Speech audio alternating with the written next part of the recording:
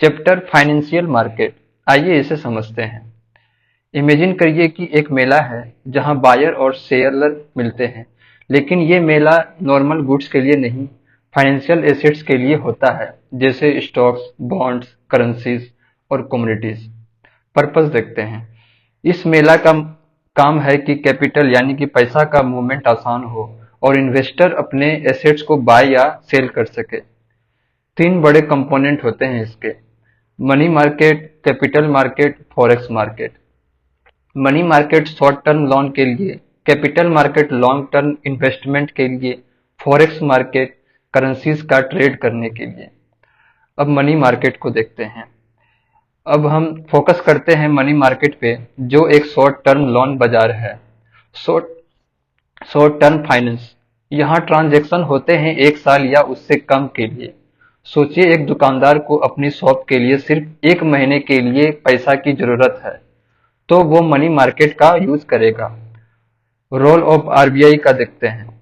इस मार्केट को RBI control करता है। आरबीआई का काम है यहाँ मॉनेटरी पॉलिसी इंप्लीमेंट करना, जैसे इंटरेस्ट रेट को एडजस्ट करना या मार्केट में लिक्विडिटी बढ़ाकर या कम करके इकोनॉमी को बैलेंस करना। आइए इसे समझते हैं एक छोटी कहानी से। इमेजिन करिए, एक बिजनेसमैन रमेश है जिसको सीजनल बिजनेस चलाना है, जैसे कि दिवाली लाइट का प्रोडक्शन है। उसको 3 महीने के लिए पैसा यानी कि वर्किंग कैपिटल चाहिए, ताकि वो रॉ मटेरियल खरीद सके और प्रोडक्शन कर स्टार्ट कर सके। रमेश क्या करेगा? वो मनी मार्केट के टूल्स यूज करेगा, जैसे ट्रेजरी बिल या कमर्शियल पेपर। यहाँ से वो एक शॉर्ट टर्म लोन ले सकता है जो 1 साल के अंदर रिपेबल होते हैं। रमेश ने जो लोन लिया उसका इंटरेस्ट रेट आरबीआई के पॉलिसी रेट यानी कि रिपो रेट, सीआरआर, एसएलआर से डिसाइड होते हैं। अगर आरबीआई चाहता कि इकोनॉमी में लिक्विडिटी बढ़े तो वो रेट कम करेगा। अगर इन्फ्लेशन हाई है तो आरबीआई रेट्स बढ़ाकर लोन को कॉस्टली करेगा। फोर्थ, की फीचर्स ऑफ मनी मार्केट देखते हैं। Short duration. यहाँ काम सिर्फ शॉर्ट टर्म के लिए होता है, 1 साल या उससे कम। High liquidity. एसेट्स को आसानी से कैश में बदला जा सकता है। सेफ्टी। जनरली लो रिस्क, क्योंकि यहाँ काफी सिक्योर और शॉर्ट टर्म इंस्ट्रूमेंट यूज होते हैं। Regulation by RBI.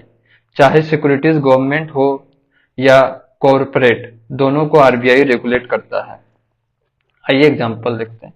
Treasury bill. Indian government जब short term fund Indian government जब शॉर्ट टर्म फंड चाहिए तो वो ट्रेजरी बिल इशू करते हैं। इन्वेस्टर जो गवर्नमेंट पे भरोसा करते हैं वो ये बिल खरीदते हैं। Commercial paper. लार्ज कंपनी जैसे रिलायंस या टाटा जब शॉर्ट टर्म फाइनेंस चाहते हैं तो वो कमर्शियल पेपर इशू करते हैं। Call money market. जब बैंक को 1-2 दिन के लिए फंड चाहिए तो वो कॉल मनी मार्केट यूज करते हैं। जैसे एक बैंक के पास डिपॉजिट कम है तो वो दूसरे बैंक से लोन ले सकता है। आरबीआई का रोल देखते हैं मनी मार्केट में। मॉनेटरी पॉलिसी का इम्प्लीमेंटेशन।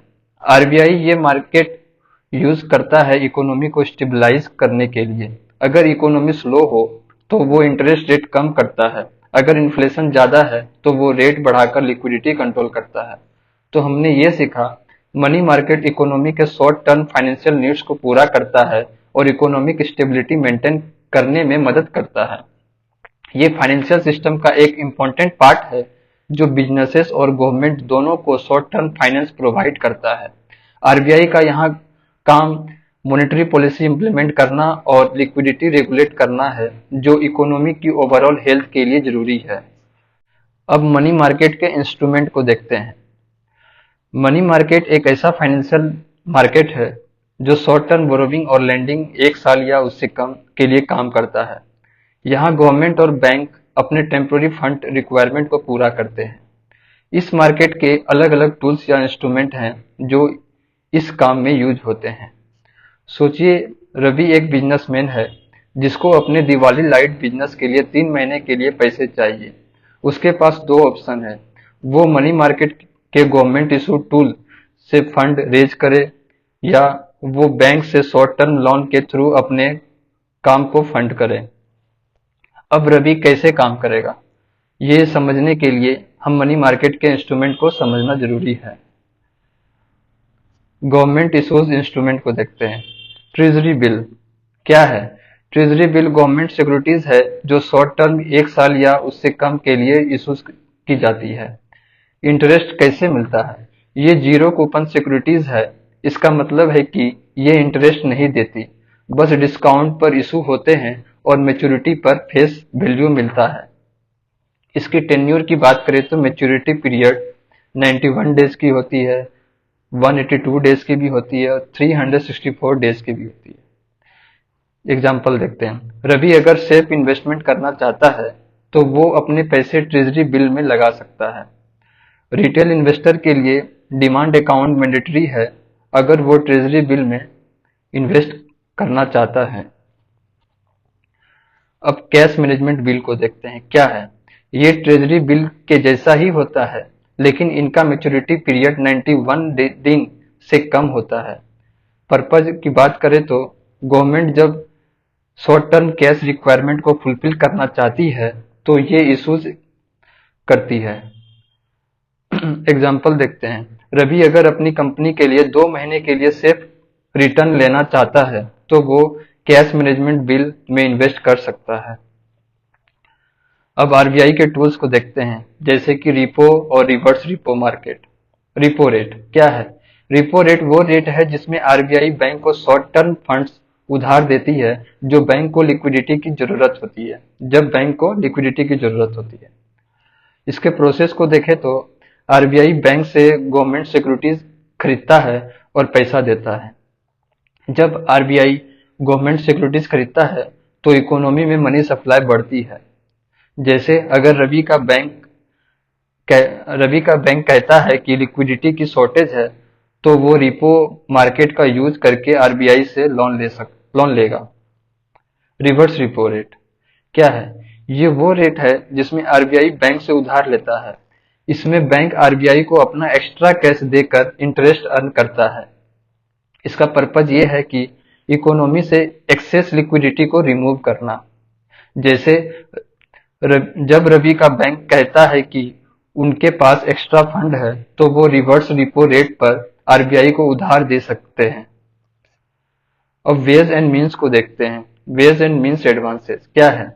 ये एक मैकेनिज्म है जिसमें government short term fund mismatch को पूरा करने के लिए आरबीआई से पैसा लेता है। इसकी मैच्योरिटी पीरियड की बात करें तो ये पैसा 3 महीने के अंदर वापस करना होता है। जैसे अगर गवर्नमेंट को सैलरी या सब्सिडीज के लिए पैसा चाहिए लेकिन टैक्स कलेक्शन डिले हो रहा है तो वो वेज एंड मीन्स एडवांसेस का यूज करेगी। अब इंटरनेशनल एंड डोमेस्टिक बेंचमार्क देखते हैं। फर्स्ट है लंदन इंटरबैंक ऑफर्ड रेट क्या है? ये इंटरनेशनल बेंचमार्क रेट है जिसमें ग्लोबल बैंक्स एक दूसरे को शॉर्ट टर्म लोन देती है। जैसे अगर रवि के एक्सपोर्ट इंपोर्ट बिजनेस को फंडिंग चाहिए तो लंदन इंटरबैंक ऑफर्ड रेट का इम्पैक्ट उसके लोन पर होगा। मुंबई इंटरबैंक ऑफर्ड रेट क्या है? ये इंडिया का बेंचमार्क रेट है जिसमें इंडियन बैंक एक दूसरे को शॉर्ट टर्म लोन देते हैं।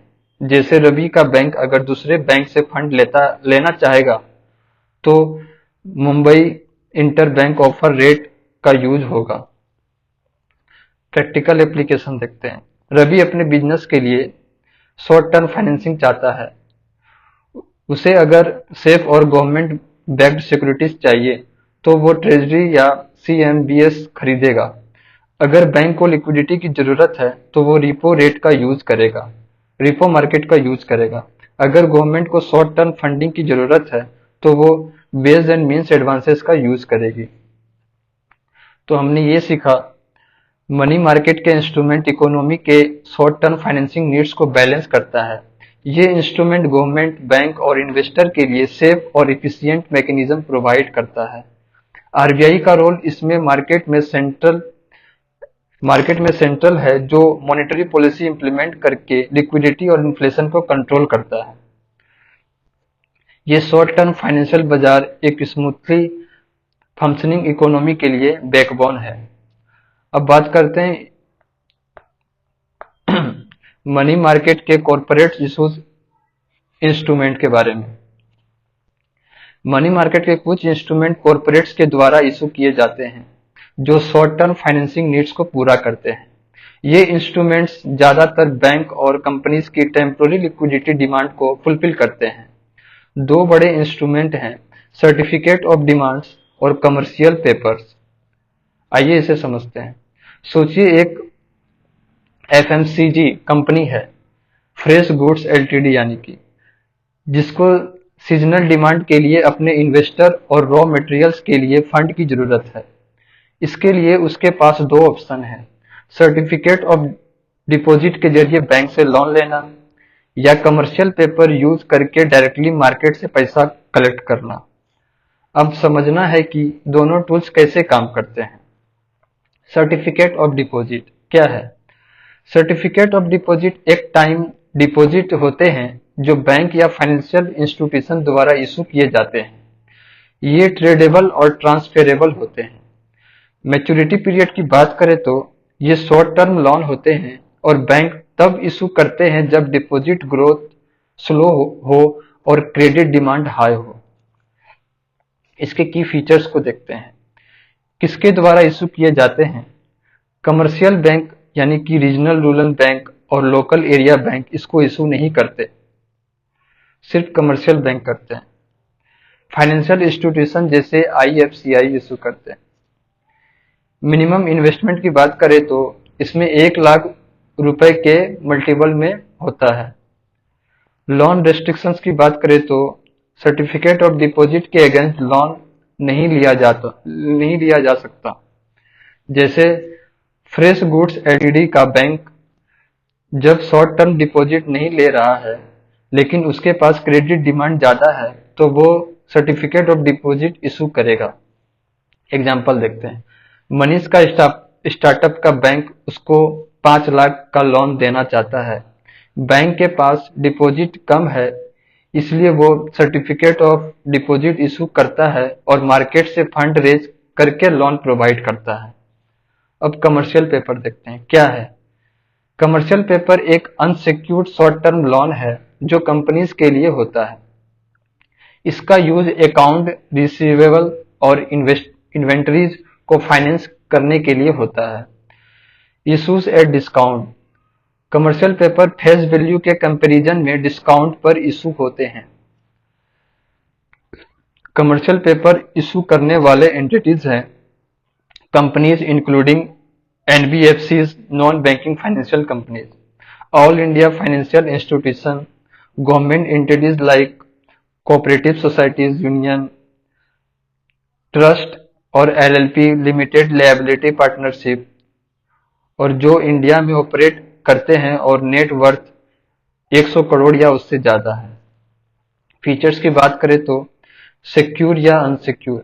ये अनसिक्योर लोन है, मोस्टली 7 दिन से लेकर 1 साल तक के लिए होते हैं। अगर फ्रेश गुड्स एलटीडी कंपनी को अपने दिवाली स्टॉक के लिए फंड चाहिए तो वो कमर्शियल पेपर इशू करके इन्वेस्टर से पैसे ले सकते हैं। एग्जाम्पल देखते हैं। कंपनी जैसे फ्रेश गुड्स एलटीडी एक रेप्यूटेड एफएमसीजी कंपनी है, उसका नेट वर्थ 150 करोड़ है, इसलिए वो डायरेक्टली कमर्शियल पेपर इशू करके अपने बिजनेस के लिए पैसा कलेक्ट कर सकता है बिना किसी कोलेटरल के। अब कंपैरिजन देखते हैं between commercial paper and certificate of deposit. Certificate of deposit को इशूअर जो करते हैं वो है बैंक्स और फाइनेंशियल इंस्टीट्यूशन, और कमर्शियल पेपर को कंपनीज और एनबीएफसी, ट्रस्ट एक्सेट्रा। कोलेटरल की बात करें तो सर्टिफिकेट ऑफ डिपॉजिट में सिक्योर्ड है, कमर्शियल बैंक पेपर में अनसिक्योर्ड है। पर्पज की बात करें तो कमर्शियल सर्टिफिकेट ऑफ डिपॉजिट में बैंक के शॉर्ट टर्म डिपॉजिट नीड्स को मीट करता है, कमर्शियल पेपर में कंपनी के वर्किंग कैपिटल नीड्स फुलफिल होता है करना। मिनिमम इन्वेस्टमेंट की बात करें तो सर्टिफिकेट ऑफ डिपॉजिट में 1 लाख रुपए के मल्टीपल होने चाहिए, कमर्शियल पेपर में वेरीज होती है। लोन अगेंस्ट डेट की बात करें तो एलाउ नहीं है, लेकिन कमर्शियल पेपर में अलाउ नहीं है, दोनों में अलाउ नहीं है। प्रैक्टिकल इम्पैक्ट ऑन इकोनॉमी को देखते हैं। कॉर्पोरेट लिक्विडिटी मैनेजमेंट, ये इंस्ट्रूमेंट कॉर्पोरेट को क्विक फंड रेज का ऑप्शन देता है बिना लॉन्ग टर्म कमिटमेंट के। इन्वेस्टर अपॉर्चुनिटी, इन्वेस्टर को शॉर्ट टर्म और लो रिस्क इन्वेस्टमेंट का ऑप्शन मिलता है। मार्केट लिक्विडिटी, इन इंस्ट्रूमेंट के जरिए मार्केट में लिक्विडिटी बनी रहती है। तो हमने ये सीखा जैसे जैसे कंपनीज के लिए मनी मार्केट इंस्ट्रूमेंट एक इम्पॉर्टेंट टूल्स है जो उनकी शॉर्ट टर्म फाइनेंशियल नीड्स को क्विकली फुलफिल करते हैं। बैंक के लिए सर्टिफिकेट ऑफ डिपॉजिट एक तरीका है लिक्विडिटी मैनेज करने का, जबकि कॉर्पोरेट्स के लिए कमर्शियल पेपर एक आसान और फ्लेक्सिबल ऑप्शन है पैसा रेज करने का। ये इंस्ट्रूमेंट सिर्फ कॉर्पोरेट और बैंक के लिए नहीं बल्कि इंडियन फाइनेंशियल सिस्टम की एफिशिएंसी और लिक्विडिटी को भी मेंटेन करते हैं। अब मनी मार्केट इंस्ट्रूमेंट को और समझते हैं अच्छे से। मनी मार्केट का काम शॉर्ट टर्म लिक्विडिटी मैनेज करना होता है और ये वेरियस इंस्ट्रूमेंट के जरिए होते हैं। अब इसको एक कहानी के रूप में समझते हैं जिसमें एक कंपनी, एक बैंक और एक कॉर्पोरेट का फाइनेंस मैनेजमेंट करता है। जैसे XYZ कॉर्प्स एक FMCG कंपनी है जिसे अपने बिजनेस के लिए शॉर्ट टर्म फंड की जरूरत पड़ती है। कभी वो फंड डायरेक्ट मार्केट से रेज करता है, कभी बैंक से हेल्प लेता है और कभी इंटर कॉर्पोरेट बोरोविंग का यूज करता है। अब बात करते हैं कैपिटल मार्केट की। कैपिटल मार्केट एक ऐसा प्लेटफॉर्म है जहां लॉन्ग टर्म इन्वेस्टमेंट के लिए फंड एक्सचेंज होते हैं, जैसे कि स्टॉक्स, इक्विटी और बॉन्ड यानी कि डेब्ट इंस्ट्रूमेंट। इसका यूज ज्यादातर बिजनेस और गवर्नमेंट अपने बड़े प्रोजेक्ट फाइनेंस करने के लिए करता है। चलिए इसे एक कहानी के रूप में समझते हैं। ग्रीन टेक एक रिन्यूएबल एनर्जी कंपनी है जो सोलर और विंड प्रोजेक्ट पर काम करती है। उसे अपने नए प्रोजेक्ट के लिए लॉन्ग टर्म फंड की जरूरत है, लेकिन कैसे? उसका जवाब है कैपिटल मार्केट के थ्रू। गवर्नमेंट बॉन्ड क्या है? गवर्नमेंट बॉन्ड एक लॉन्ग टर्म इन्वेस्टमेंट टूल है जो सेंट्रल और स्टेट गवर्नमेंट इशू करते हैं। इसकी मैच्योरिटी पीरियड 5 से 40 साल तक है। ग्रीन टेक अपने विंड पावर प्रोजेक्ट के लिए एक गवर्नमेंट बॉन्ड खरीदता है जिससे 7% एनुअल इंटरेस्ट मिलता है। ये फंड रिस्क फ्री होता है क्योंकि इस पर डिफॉल्ट होने के चांस नहीं है। जैसे इंडियन गवर्नमेंट के सोवरिन गोल्ड बॉन्ड और गवर्नमेंट सिक्योरिटीज, ऐसे ही इंस्ट्रूमेंट हैं जो लोग और इंस्टीट्यूशन खरीदते हैं लॉन्ग टर्म स्टेबिलिटी के लिए। अब इक्विटी मार्केट को देखते हैं। क्या है इक्विटी मार्केट? का मतलब है अपने कंपनी के ओनरशिप के शेयर्स बेचकर फंड रेज करना। इससे इन्वेस्टर को कंपनी का पार्ट ओनर बनने का मौका मिलता है। जैसे ग्रीन टेक एक इनिशियल पब्लिक ऑफरिंग यानी कि IPO लॉन्च करता है जिसमें लोग उसके शेयर्स खरीद कर कंपनी के ओनर्स बनते हैं। इस फंड से ग्रीन टेक अपना सोलर प्रोजेक्ट फाइनेंस करता है। एग्जाम्पल देखें तो रिलायंस इंडस्ट्री ने अपने एक्सपेंशन के लिए इक्विटी शेयर्स बेचकर पैसे रेज किया था। अब डेब्ट मार्केट क्या होता है? कॉर्पोरेट बॉन्ड एक लोन की तरह होता है जो कंपनीज इन्वेस्टर्स से लेती है और फिक्स्ड इंटरेस्ट देती है। इसकी मैच्योरिटी पीरियड 1 साल से ज्यादा होती है। जैसे ग्रीन टेक एक कॉर्पोरेट बॉन्ड इशू करता है जिसमें वो इन्वेस्टर को 10% का एनुअल इंटरेस्ट ऑफर करता है। ये पैसा ग्रीन टेक अपने इंफ्रास्ट्रक्चर के लिए यूज करता है। रियल लाइफ एग्जांपल की बात करें तो टाटा स्टील या NTPC जैसे बड़े कंपनीज अपने एक्सपेंशन के लिए कॉर्पोरेट बॉन्ड इशू करते हैं। अब बीटा क्या होता है उसको देखते हैं। क्या है बीटा? एक न्यूमेरिक वैल्यू है जो स्टॉक की वोलेटिलिटी को मेजर करता है। बीटा अगर 1 से कम है तो स्टॉक मार्केट के कंपैरिजन में कम रिस्क और स्टेबल है। बीटा इज ग्रेटर देन 1 यानी कि ज्यादा फ्लक्चुएशन और रिस्क लेकिन हाई रिटर्न्स का चांस है। जैसे ग्रीन टेक का स्टॉक का बीटा वैल्यू 0.8 है इसका मतलब है ये मार्केट के कंपैरिजन में स्टेबल और कम रिस्क वाला स्टॉक है। इन्वेस्टर जिनको रिस्क कम लेना है, ग्रीन टेक के स्टॉक में इन्वेस्ट करते हैं। रियल लाइफ एग्जांपल की बात करें तो आईटीसी जैसे कंपनीज ने का बीटा वैल्यू कम होता है, तो वो स्टेबल स्टॉक के रूप में देखी जाती है। अब कैपिटल मार्केट के रेगुलेटर्स को देखते हैं। सेबी आरबीआई सेबीआई सेबी लॉन्ग टर्म कॉर्पोरेट डेब्ट और इक्विटी मार्केट का रेगुलेटर है। RBI long term government securities को रेगुलेट करता है। कैपिटल मार्केट के फायदे को देखते हैं। कंपनीज के लिए बड़े बड़े इंफ्रास्ट्रक्चर प्रोजेक्ट फाइनेंस करना पॉसिबल होता है। इन्वेस्टर के लिए लॉन्ग टर्म वेल्थ क्रिएशन का मौका मिलता है। इकोनॉमी के लिए इंफ्रास्ट्रक्चर और इंडस्ट्रियल ग्रोथ को बूस्ट मिलता है। तो हमने ये सीखा, जैसे कंपनी ग्रीन टेक का एग्जाम्पल दिखाता है कि कैसे कैपिटल मार्केट एक ग्रोथ इनेबलर है। छोटी से छोटी कंपनी और बड़ी से बड़ी गवर्नमेंट इस मार्केट का यूज कर सकते हैं अपने लॉन्ग टर्म गोल अचीव करने के लिए। ये मार्केट इन्वेस्टर और बोरोवर के बीच का एक ब्रिज बनाता है और पूरी इकोनॉमी के डेवलपमेंट में योगदान देता है। अब बात करते हैं प्राइमरी मार्केट, सेकेंडरी मार्केट। आइए जानते हैं प्राइमरी मार्केट को। इन इक्लोनोवेट एक ग्रीन टेक्नोलॉजी स्टार्टअप है, मान लेते हैं। उससे अपने नए प्रोडक्ट के लिए फंड रेज करने की जरूरत है। इसका सबसे पहला कदम है प्राइमरी मार्केट में एंट्री। Issuance of security. इक्लोनोवेट अपने शेयर्स इक्विटी पहली बार पब्लिक को बेचता है, एक इनिशियल पब्लिक ऑफरिंग के थ्रू। जैसे जोमेटो और नाइका ने भी अपने आईपीओ लॉन्च किया था इन्वेस्टर से फंड रेज करने के लिए। Capital formation directly. जो पैसा ये कंपनी को आईपीओ के जरिए मिलता है, उसका यूज वो सोलर टेक प्रोडक्ट डेवलप करने के लिए करते हैं।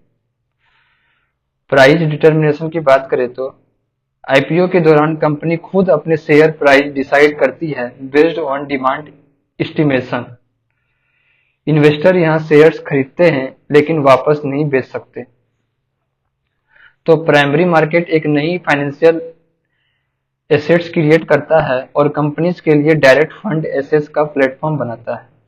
सेकेंडरी मार्केट देखते हैं।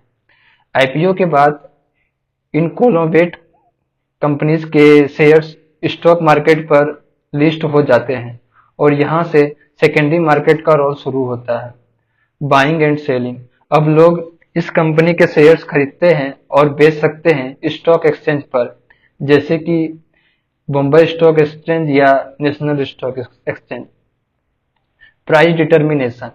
शेयर्स का प्राइस जब डिमांड और सप्लाई के हिसाब से बढ़ता या घटता है। जैसे अगर इनकोलोवेट कंपनी का नया प्रोडक्ट सक्सेसफुल हो जाता है तो वो शेयर की डिमांड बढ़ जाती है और प्राइस ऊपर चला जाता है। लिक्विडिटी। सेकेंडरी मार्केट में इस कंपनी के शेयर्स को लिक्विड बनाना है, जहां इन्वेस्टर जरूरत पड़ने पर अपने पैसे निकाल सकते हैं। जैसे अगर किसी इन्वेस्टर को पैसे की जरूरत हो तो वो इस कंपनी के शेयर्स बेचकर अपना पैसा रिकवर कर सकता है। Indirect capital formation. जब शेयर्स ज्यादा लिक्विड होते हैं तो लोग ज्यादा इन्वेस्ट करने के लिए तैयार होते हैं, जो इनडायरेक्टली इकोनॉमी को सपोर्ट करता है। Fixed location. Secondary market specific place पर होते हैं, जैसे मुंबई का मुंबई स्टॉक एक्सचेंज टावर या ऑनलाइन ट्रेडिंग प्लेटफॉर्म। अब डिफरेंसेस देखते हैं प्राइमरी एंड सेकेंडरी मार्केट में। प्राइमरी मार्केट पहली बार सिक्योरिटीज इशू करना। सेकेंडरी मार्केट पहले से इशू सिक्योरिटी का ट्रेडिंग करना। Primary market direct capital formation. Secondary market indirect capital formation. Primary market price determination की बात करें तो कंपनी डिसाइड करती है। सेकेंडरी मार्केट में डिमांड और सप्लाई डिसाइड करती है। जियोग्राफिकल लोकेशंस की बात करें तो प्राइमरी मार्केट फिक्स्ड नहीं होती, जबकि सेकेंडरी मार्केट में फिक्स्ड होता है, जैसे स्टॉक एक्सचेंज। ट्रांजैक्शन की बात करें तो इसमें प्राइमरी मार्केट में सिर्फ बाइंग होती है, लेकिन सेकेंडरी मार्केट में बाइंग और सेलिंग दोनों होती है। तो हमने ये सीखा कि प्राइमरी मार्केट डायरेक्ट फंडिंग का प्लेटफॉर्म है जो नए फाइनेंशियल एसेट्स क्रिएट करता है और कंपनीज के थ्रू ग्रोथ में मदद करता है। सेकेंडरी मार्केट इन्वेस्टर के लिए लिक्विडिटी और फ्लेक्सिबल प्रोवाइड करता है जो उन्हें कॉन्फिडेंस देता है ज्यादा इन्वेस्ट करने का। दोनों मार्केट का कोऑर्डिनेशन इकोनॉमिक डेवलपमेंट के लिए जरूरी है, जहां एक नए एसेट्स बनाता है और दूसरा उन एसेट्स को डायनेमिक और एसेसेबल बनाता है। अब प्राइमरी मार्केट के जरिए कैपिटल रेज करने के तरीके देखते हैं। चलिए एक स्टोरी के थ्रू से public issue, right issue, private placement और दूसरे तरीके समझते हैं। जैसे सोलर पावर एलटीडी एक रिन्यूएबल एनर्जी स्टार्टअप है जो कैपिटल रेज करना चाहता है नए सोलर पावर प्रोजेक्ट के लिए। उन्होंने अलग अलग ऑप्शंस एक्सप्लोर किए जो प्राइमरी मार्केट में अवेलेबल होते हैं। फर्स्ट है पब्लिक इश्यूज, हर कोई इन्वेस्टर बन सकता है। सोलर पावर डिसाइड करता है कि वो पब्लिक इश्यूज करेगा जहां कोई भी इंडियन सिटीजन उसके शेयर खरीद सकता है। ये मेथड सबसे ज्यादा ब्रॉड बेस्ड और प्रेस्टिजियस हैं क्योंकि इससे कंपनी के का नाम स्टॉक मार्केट में फेमस हो जाता है। जैसे एग्जांपल देखें तो रिलायंस और टीसीएस जैसे बड़े कंपनीज ने अपने आईपीओ से पब्लिक इश्यूज किया था। क्यों इम्पोर्टेंट है? पब्लिक इश्यूज का फायदा ये है कि कंपनी एक बड़ी ऑडियंस तक पहुंचती है और अपने ब्रांड ट्रस्ट स्टेब्लिश करती है। अब बात करते हैं राइट इश्यूज की। सिर्फ एग्जिस्टिंग शेयर होल्डर्स के लिए होता है। सोलर पावर सोचता है कि नए लोगों को इनवाइट करने के बजाय वो अपने एग्जिस्टिंग शेयर होल्डर्स से पैसे उठाए। उन्हें राइट इश्यूज का ऑप्शन मिलता है। यहाँ शेयर होल्डर्स को प्रायोरिटी दी जाती है नए शेयर्स लेने की जो उन्हें मार्केट प्राइस से सस्ते मिलते हैं। जैसे एग्जांपल की बात करें तो टाटा स्टील ने अपने एक्सपेंशन के लिए राइट इश्यूज का यूज किया था जिसमें उन्होंने अपने एग्जिस्टिंग इन्वेस्टर को नए शेयर्स दिए। क्यों इम्पोर्टेंट है ये मेथड उन केसेस में यूजफुल है जब कंपनी को एग्जिस्टिंग इन्वेस्टर पर ज्यादा भरोसा होता है। अब प्राइवेट प्लेसमेंट की बात करते हैं, चुनिंदा इन्वेस्टर के लिए होते हैं। सोलर पावर डिसाइड करता है कि वो प्राइवेट इन्वेस्टमेंट करेगा जहां सिर्फ 49 इन्वेस्टर तक अपना ऑफर करेगा। यहाँ वेंचर कैपिटलिस्ट या एंजल इन्वेस्टर जैसे लोग टारगेट होते हैं। एग्जाम्पल की बात करें तो ओला ने अपने प्राइवेट इन्वेस्टर से प्राइवेट प्लेसमेंट के पैसे रेज किया था एक्सपेंशन के लिए। क्यों इम्पोर्टेंट है ये? प्राइवेट प्लेसमेंट का फायदा ये है कि कंपनी को ज्यादा रेगुलेशंस का सामना नहीं करना पड़ता और जल्दी पैसा मिलता है। अब बात करते हैं प्रिफरेंशियल अलॉटमेंट। ये सिलेक्टेड ग्रुप के लिए होते हैं। सोलर पावर अपने प्रोमोटर और कुछ स्पेसिफिक इंस्टीट्यूशंस को नए शेयर्स इशू करता है एक डिसाइडेड प्राइस पर। ये प्रिफरेंशियल अलॉटमेंट का एग्जांपल है। जैसे अडानी इंटरप्राइज ने अपने प्रोमोटर्स और इन्वेस्टर्स को प्रेफरेंशियल अलॉटमेंट दिया था अपने प्रोजेक्ट के लिए पैसा रेज करने के लिए। क्यों इम्पोर्टेंट है ये ऑप्शन उन सिचुएशन में यूजफुल है जब कंपनी अपने एग्जिस्टिंग प्रोमोटर्स या क्लोज नेटवर्क से फंड रेज करना चाहती है। अब करते हैं बात क्वालिफाइड इंस्टीट्यूशनल प्लेसमेंट। ये बिग इंस्टीट्यूशनल इन्वेस्टर्स के लिए होते हैं। जैसे सोलर पावर अपने शेयर्स बिग इंस्टीट्यूशन जैसे एलआईसी, म्यूचुअल फंड, बैंक्स को सेल करता है क्वालिफाइड इंस्ट्रूमेंट प्लेसमेंट के थ्रू। यहाँ सिक्योरिटीज जैसे कन्वर्टिबल डिवेंचर्स और इक्विटी शेयर्स इश्यूज की जाती है। जैसे आईसीआईसीआई बैंक ने क्वालिफाइड इंस्टीट्यूशनल प्लेसमेंट का यूज किया था अपने बिजनेस एक्सपेंशन के लिए। क्यों इम्पोर्टेंट है ये मेथड जल्दी पैसा रेज करने के लिए यूज होता है और रेगुलेशंस भी कम होती है। तो हमने ये सीखा कि प्राइमरी मार्केट के जरिए कैपिटल रेज करना कंपनीज के लिए सर्वाइवल और ग्रोथ का फाउंडेशन है। हर मेथड का अपना एक यूनिक यूज केस है उसे जो कंपनी की फाइनेंशियल स्टेबिलिटी और इन्वेस्टर टाइप पर डिपेंड करता है।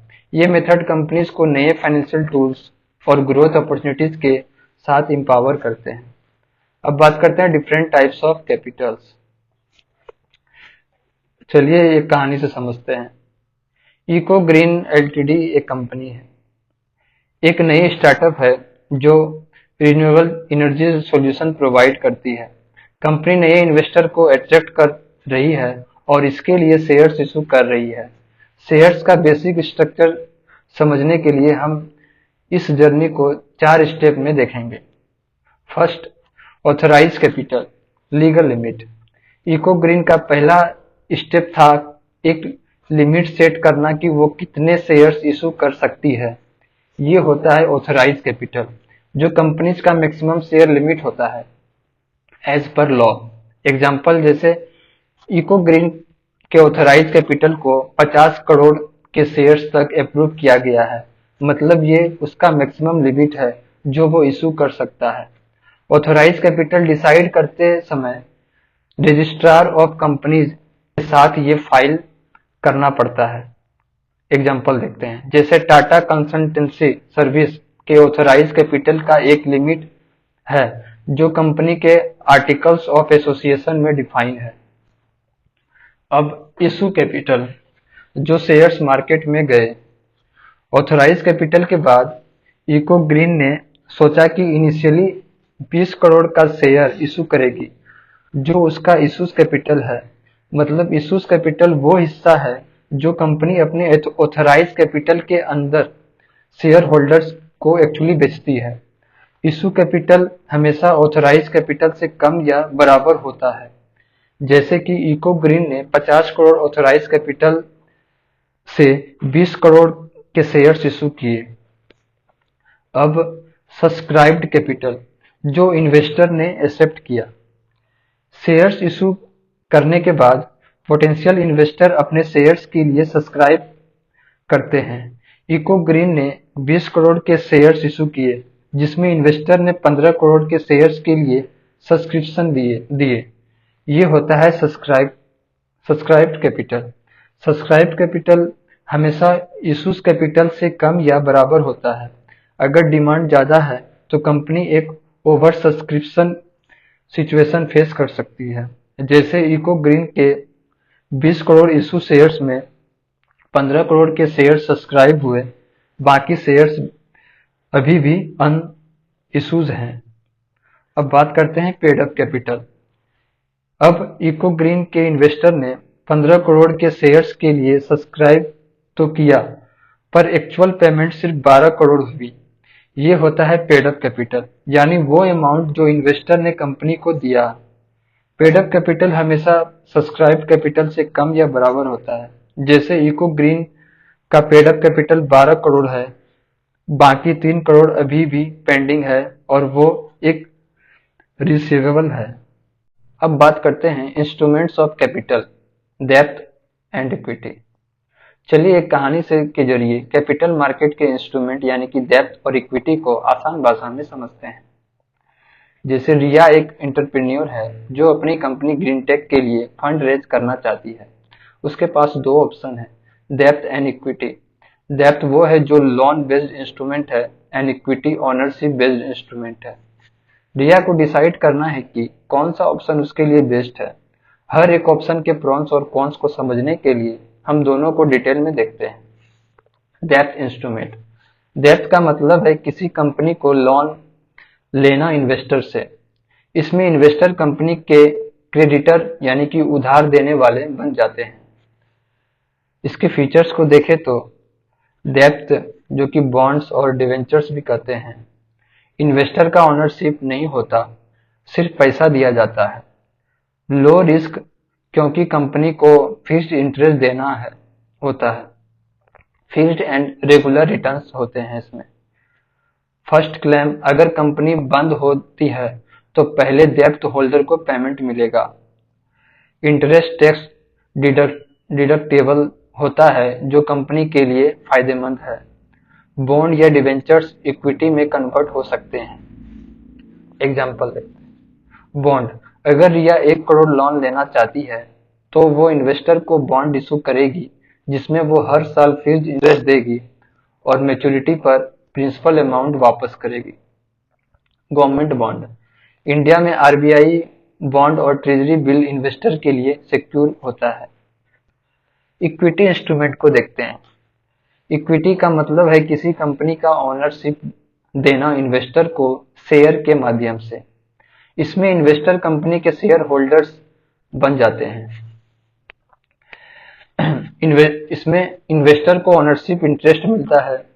हाई रिस्क क्योंकि रिटर्न्स कंपनी के परफॉर्मेंस पर डिपेंड करता है। इरेगुलर डिविडेंड और स्टॉक्स प्राइस एप्रिसिएशन होता है। Last claim. लिक्विडिटी के केस में सबसे बाद में पेमेंट होती है।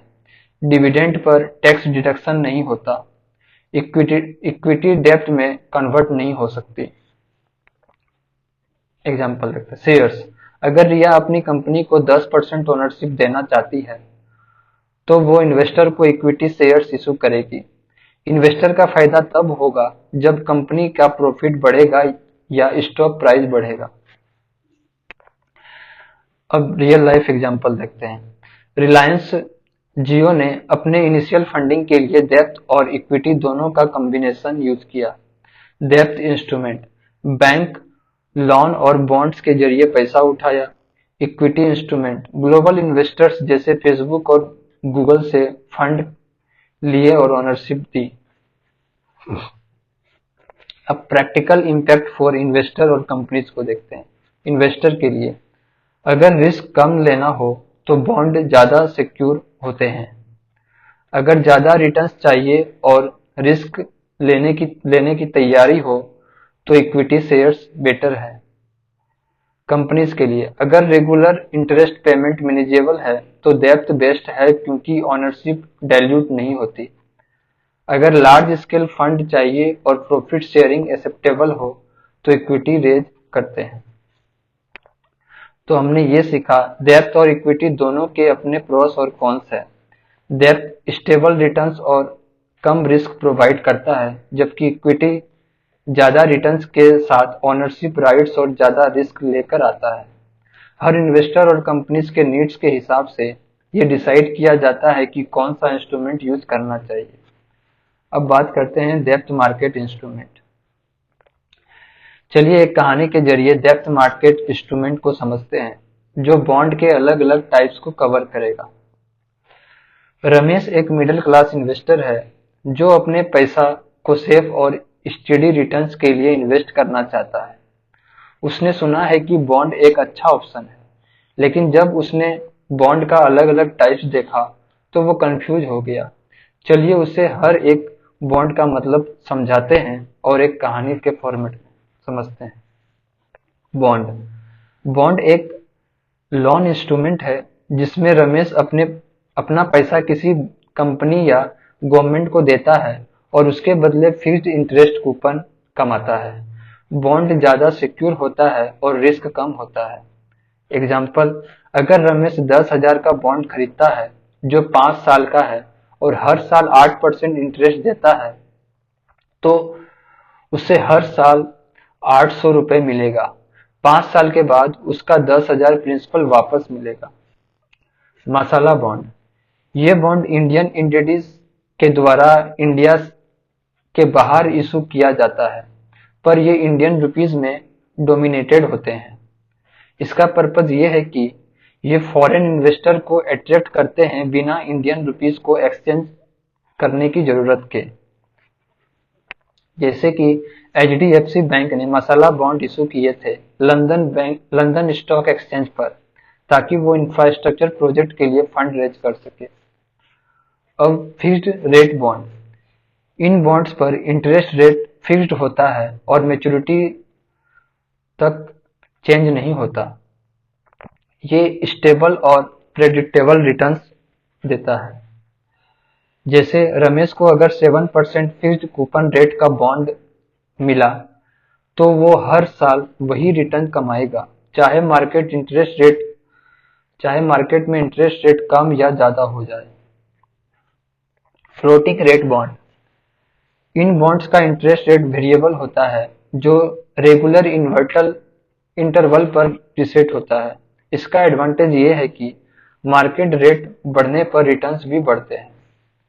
जैसे आरबीआई के फ्लोटिंग रेट बॉन्ड का कूपन रेट हर 6 महीने में रीसेट होता है इन्फ्लेशन के हिसाब से। अब परपेचुअल बॉन्ड को देखते हैं। इशूअर को कभी इशूअर को कभी प्रिंसिपल अमाउंट वापस नहीं करना होता, बस इन्वेस्टर को लाइफ टाइम तक इंटरेस्ट देने रहने होता है। इसमें रिस्क की बात करें तो प्रिंसिपल कभी वापस नहीं मिलता, इसलिए थोड़ा रिस्की है। जैसे स्टेट बैंक ऑफ इंडिया ने परपेचुअल बॉन्ड इशू किए थे जो हर साल स्टेडी इंटरेस्ट देता है बिना मैच्योरिटी पीरियड के। अब जीरो कूपन बॉन्ड को देखते हैं। ये बॉन्ड इंटरेस्ट नहीं देता पर डिस्काउंट पर इशू होते हैं और मैच्योरिटी पर फेस वैल्यू पर वापस लिए जाते हैं। इसका एडवांटेज ये होता है कि इन्वेस्टर को एक बार में लमसम प्रॉफिट मिलता है। जैसे रमेश 8,000 में जीरो कूपन बॉन्ड खरीदता है जो 5 साल बाद 10,000 पर रिडीम होगा। बियरर बॉन्ड, ये बॉन्ड होल्डर्स के नाम पर रजिस्टर्ड नहीं होते और जो भी इन्हें होल्ड करता है उनका ओनरशिप नहीं होता। इसका रिस्क देखें तो लॉस्ट होने पर ओनरशिप चली जाती है। जैसे पुराने जमाने में बियरर बॉन्ड काफी कॉमन थे, लेकिन अब ये रेयर है ड्यू टू फ्रॉड रिस्क। अब कैपिटल इंडेक्स्ड बॉन्ड, इन बॉन्ड्स का प्रिंसिपल अमाउंट इन्फ्लेशन इंडेक्स से लिंक होता है जो इन्वेस्टर को इन्फ्लेशन से बचाता है। जैसे अगर इन्फ्लेशन रेट 5% है तो रमेश का प्रिंसिपल अमाउंट 5% से इंक्रीज होगा। अब इन्फ्लेशन इंडेक्स्ड बॉन्ड, ये बॉन्ड इन्फ्लेशन के अगेंस्ट प्रिंसिपल और इंटरेस्ट दोनों को प्रोटेक्ट करता है। जैसे आरबीआई इन्फ्लेशन इंडेक्स्ड बॉन्ड, अगर इन्फ्लेशन बढ़ रहे हैं तो रमेश को ज्यादा इंटरेस्ट मिलेगा और प्रिंसिपल भी सेफ रहेगा। अब bond with call and put option को देखते हैं। कॉल ऑप्शन, ईश्वर बॉन्ड्स को मैच्योरिटी से पहले वापस ले सकता है। पुट ऑप्शन, इन्वेस्टर बॉन्ड को मैच्योरिटी से पहले ईश्वर को बेच सकता है। जैसे रिलायंस ने एक बॉन्ड इशू किया जिसमें 5 साल के बाद कॉल ऑप्शन दिया गया ताकि वो इन्वेस्टर से बॉन्ड वापस ले सके अगर इंटरेस्ट रेट कम हो जाए।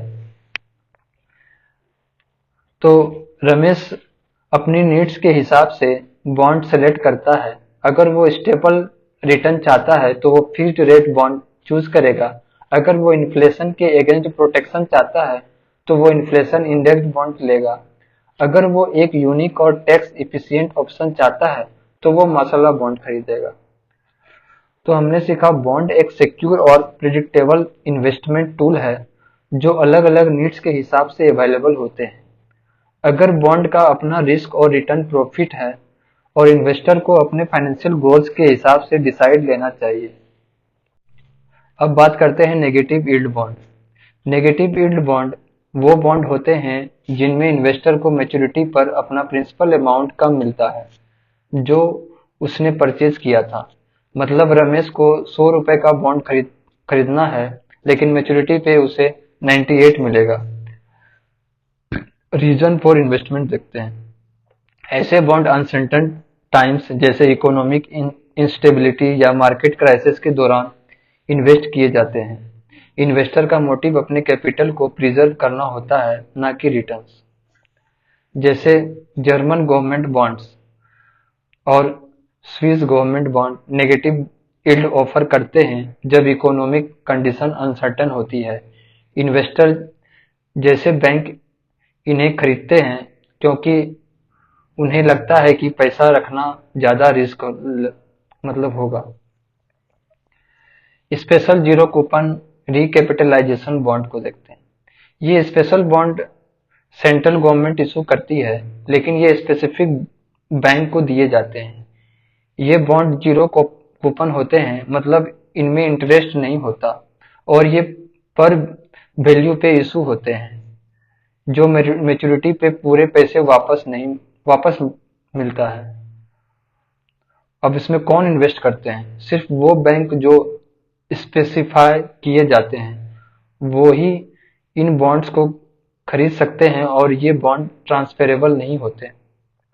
इसका पर्पज ये है कि इनका मेन पर्पज है कैपिटल इन्फ्यूजन, बैंक को पैसा देना ताकि वो अपने फाइनेंशियल स्टेबिलिटी इंप्रूव कर सके बिना फिस्कल डिफिसिट बढ़ाए। जैसे रिकैपिटलाइजेशन बॉन्ड को गवर्नमेंट ने बैंक को इक्विटी कैपिटल देने के लिए इशू किया था ताकि उन्हें कैपिटल रेज करने में हेल्प मिले, इससे उनका फाइनेंशियल हेल्थ इंप्रूव होता है।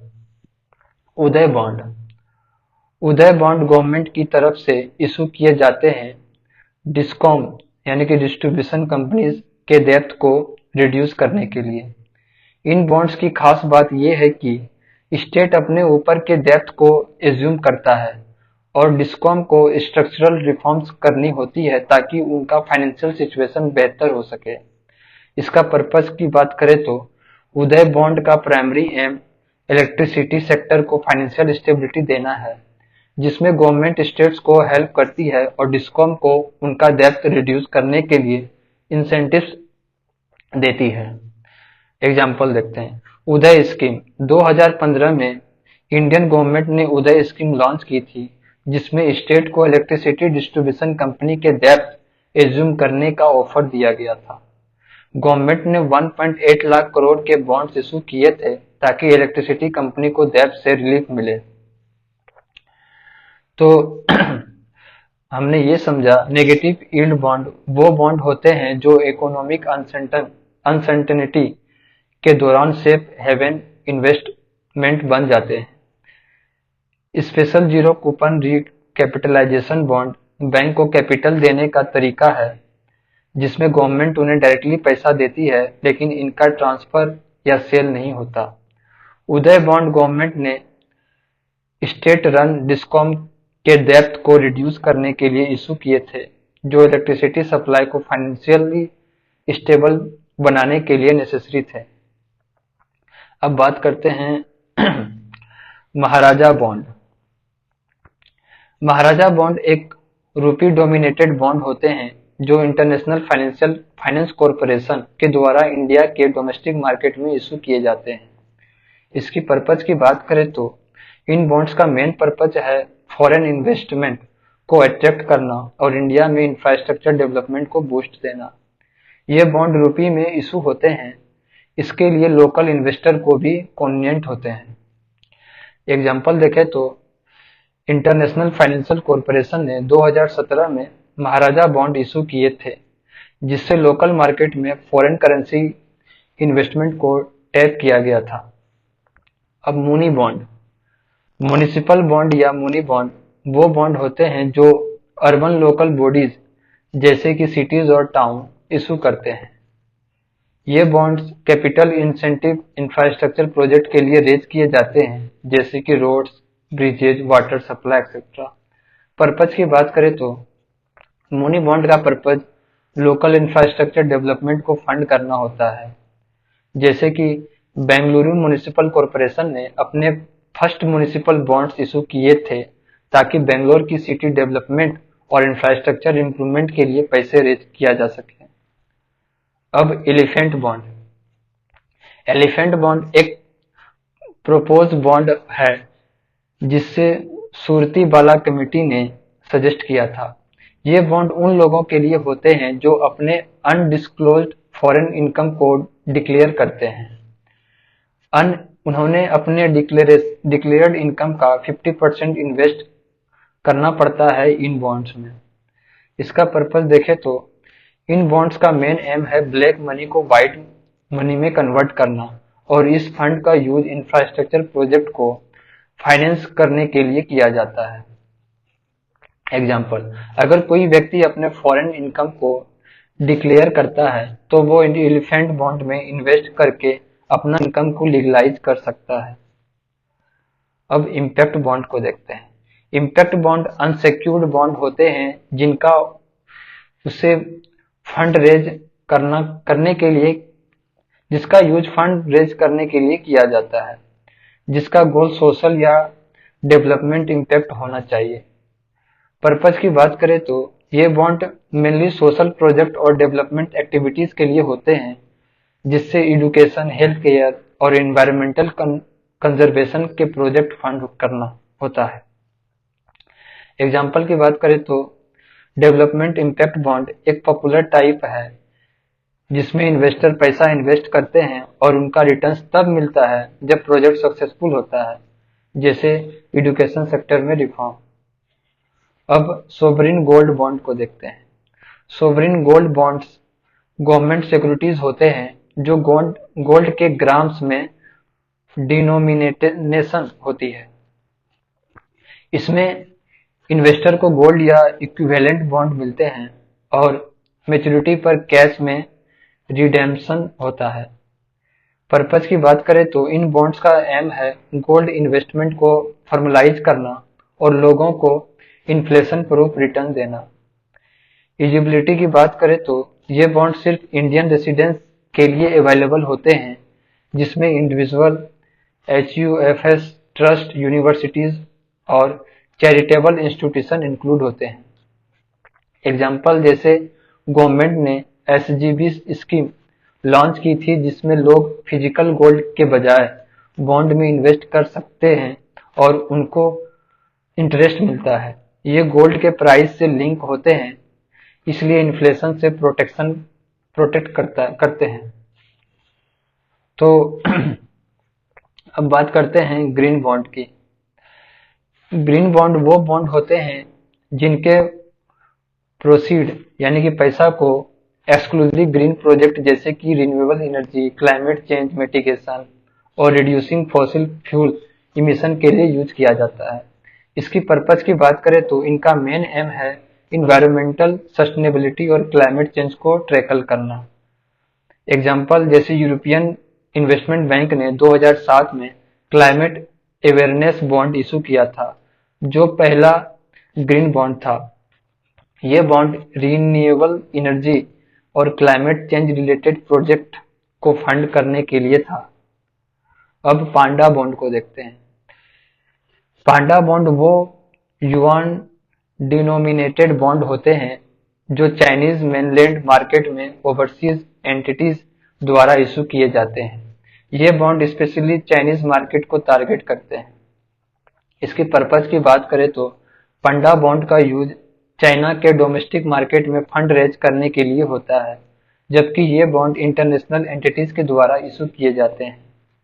एग्जाम्पल जैसे इंटरनेशनल फाइनेंस कॉरपोरेशन और एशियन डेवलपमेंट बैंक ने 2005 में पांडा बॉन्ड इशू किए थे। अब उरीदसी मसाला बॉन्ड।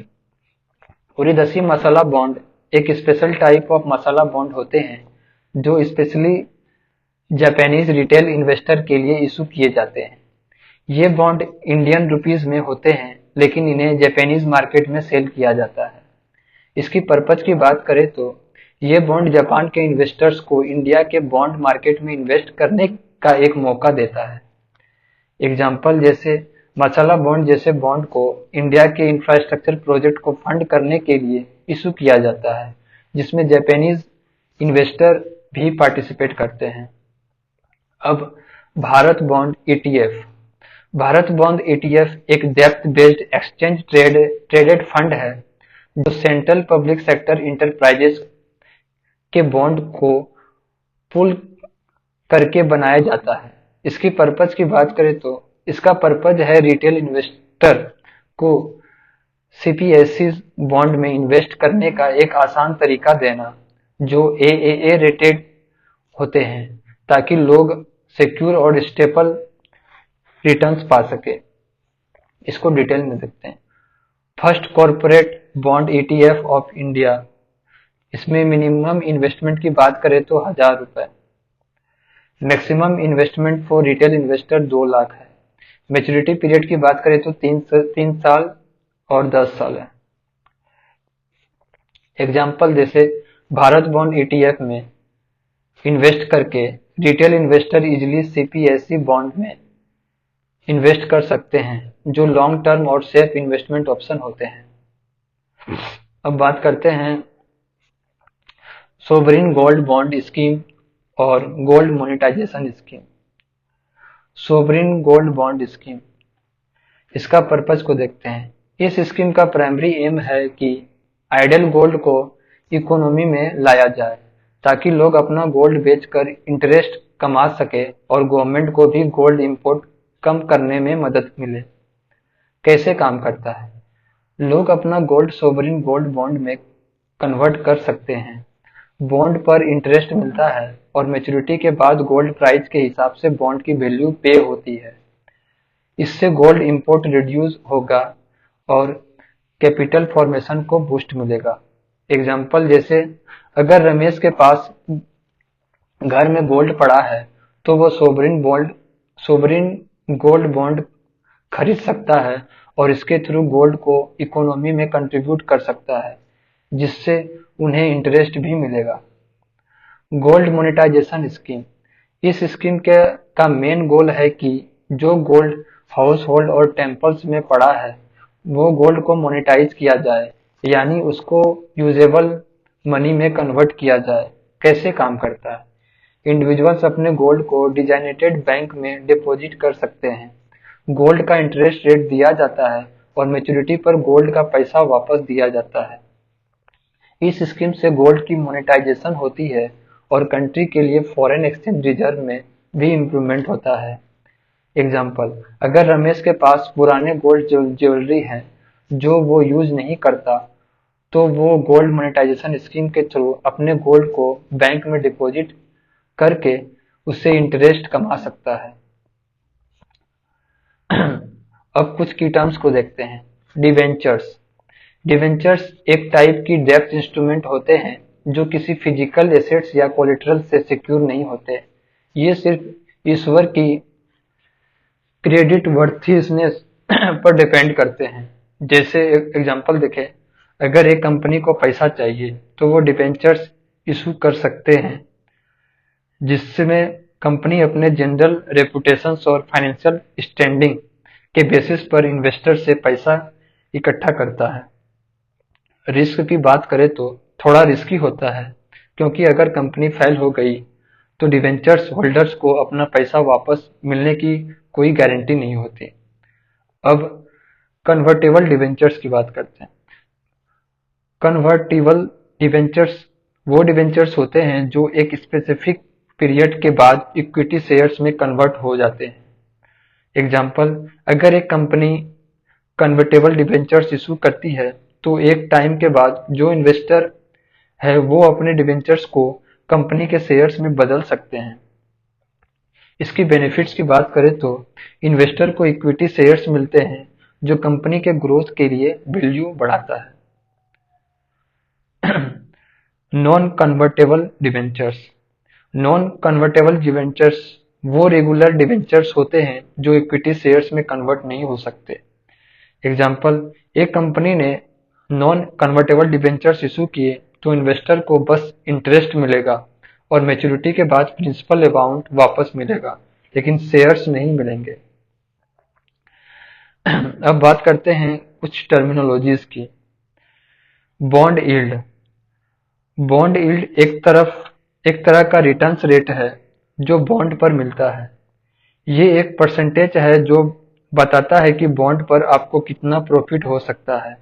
बॉन्ड यील्ड फिक्स्ड नहीं होता, ये बॉन्ड प्राइस के ऊपर डिपेंड करता है। एग्जाम्पल मान लीजिए रमेश ने एक बॉन्ड खरीदा है जिसका इंटरेस्ट रेट 7% है और उसने उस बॉन्ड को 1000 रुपए में खरीदा। अगर बॉन्ड का प्राइस 1000 रुपए से बढ़कर 1200 हो जाता है तो बॉन्ड यील्ड कम हो जाएगा, क्योंकि अपने ज्यादा प्राइस पे बॉन्ड खरीदा है। अगर बॉन्ड का प्राइस 800 हो जाए तो बॉन्ड यील्ड बढ़ जाएगा, क्योंकि आपने कम प्राइस पे बॉन्ड खरीदा है। तो बॉन्ड यील्ड हमेशा प्राइस के साथ चेंज होता है, यह समझना बहुत जरूरी है। अब Indian government bond yield. Indian government bond की यील्ड को कुछ इंपॉर्टेंट चीजें इन्फ्लुएंस करती है। फैक्टर्स को देखते हैं। यूएस फेडरेशन रिजर्व का एक्शन। यूएस फेडरेशन रिजर्व जब इंटरेस्ट रेट को इंक्रीज करता है तो उसका डायरेक्ट इम्पैक्ट इंडिया के गवर्नमेंट बॉन्ड पर पड़ता है। एग्जाम्पल देखते हैं। जब यूएस में इंटरेस्ट रेट बढ़ते हैं तो यूएस इन्वेस्टर अपना पैसा इंडिया के बॉन्ड से निकाल कर यूएस बॉन्ड में इन्वेस्ट करना पसंद करते हैं। इससे demand for government securities India में कम हो जाती है और बॉन्ड यील्ड बढ़ जाती है। यानी अगर यूएस इंटरेस्ट रेट बढ़ता है तो इंडियन गवर्नमेंट बॉन्ड की डिमांड कम हो सकती है और बॉन्ड यील्ड बढ़ सकती है। रिजर्व बैंक ऑफ इंडिया का एक्शन देखते हैं। आरबीआई का पॉलिसी एक्शन भी बॉन्ड यील्ड को अफेक्ट करता है। जब आरबीआई लिक्विडिटी को कंट्रोल करता है तो ये बॉन्ड प्राइस और यील्ड को डायरेक्टली इन्फ्लुएंस करता है। एग्जाम्पल, अगर आरबीआई इंटरेस्ट रेट को कम करता है तो बॉन्ड प्राइस बढ़ते हैं और बॉन्ड यील्ड कम होती है, लेकिन अगर इंटरेस्ट रेट बढ़ाते हैं तो बॉन्ड प्राइजेस गिरते हैं और यील्ड बढ़ती है। इन्फ्लेशन इन्फ्लेशन का लेवल भी बॉन्ड यील्ड पर डायरेक्ट इफेक्ट होता है। जब इकोनॉमी में इन्फ्लेशन बढ़ता है तो इंटरेस्ट रेट भी बढ़ते हैं, इससे बॉन्ड यील्ड भी बढ़ सकती है। जैसे अगर इन्फ्लेशन हाई हो जाता है तो आरबीआई इंटरेस्ट रेट को बढ़ाने की सोचता है, जिससे बॉन्ड यील्ड को इम्पैक्ट होता है। अब यील्ड कर्व की बात करते हैं। यील्ड कर्व एक जियोग्राफिकल रिप्रेजेंटेशन यील्ड कर्व एक ग्राफिकल रिप्रेजेंटेशन है जो बॉन्ड की यील्ड को दिखाता है, लेकिन टाइम होरिजन के साथ। यील्ड कर्व का मेन एम ये दिखाना है कि एक ही क्रेडिट रेटिंग वाले बॉन्ड अलग अलग मैच्योरिटी पीरियड में पे कितनी यील्ड देगा। नॉर्मल यील्ड कर्व, जब लॉन्ग टर्म बॉन्ड की यील्ड शॉर्ट टर्म बॉन्ड के कंपैरिजन में ज्यादा होती है, ये इकोनॉमी की ग्रोथ और स्टेबिलिटी को दिखाता है। एग्जाम्पल, अगर 10 ईयर बॉन्ड की यील्ड 7% है और 1 ईयर बॉन्ड की यील्ड 5% है, तो ये एक नॉर्मल यील्ड कर्व को रिप्रेजेंट करता है, क्योंकि लॉन्ग टर्म इन्वेस्टमेंट ज्यादा रिटर्न दे रहा है। Yield inversion curve, negative yield curve. Negative yield curve या यील्ड इन्वर्जन कर्व तब होता है जब लॉन्ग टर्म बॉन्ड की यील्ड शॉर्ट टर्म बॉन्ड से कम होती है। यह सिचुएशन इकोनॉमी में रिसेशन के सिग्नल हो सकता है। इसका मतलब है कि मार्केट में इन्वेस्टर शॉर्ट टर्म इन्वेस्टमेंट को ज्यादा प्रीफर करते हैं as compare to long term investment. अब ये क्यों होता है? अगर इन्वेस्टर को लगता है कि फ्यूचर में इकोनॉमी स्लो डाउन होने वाली है, तो वो शॉर्ट टर्म इन्वेस्टमेंट को प्रीफर करते हैं, जिससे लॉन्ग टर्म बॉन्ड का डिमांड कम हो जाता है और उनकी यील्ड भी लो हो जाती है।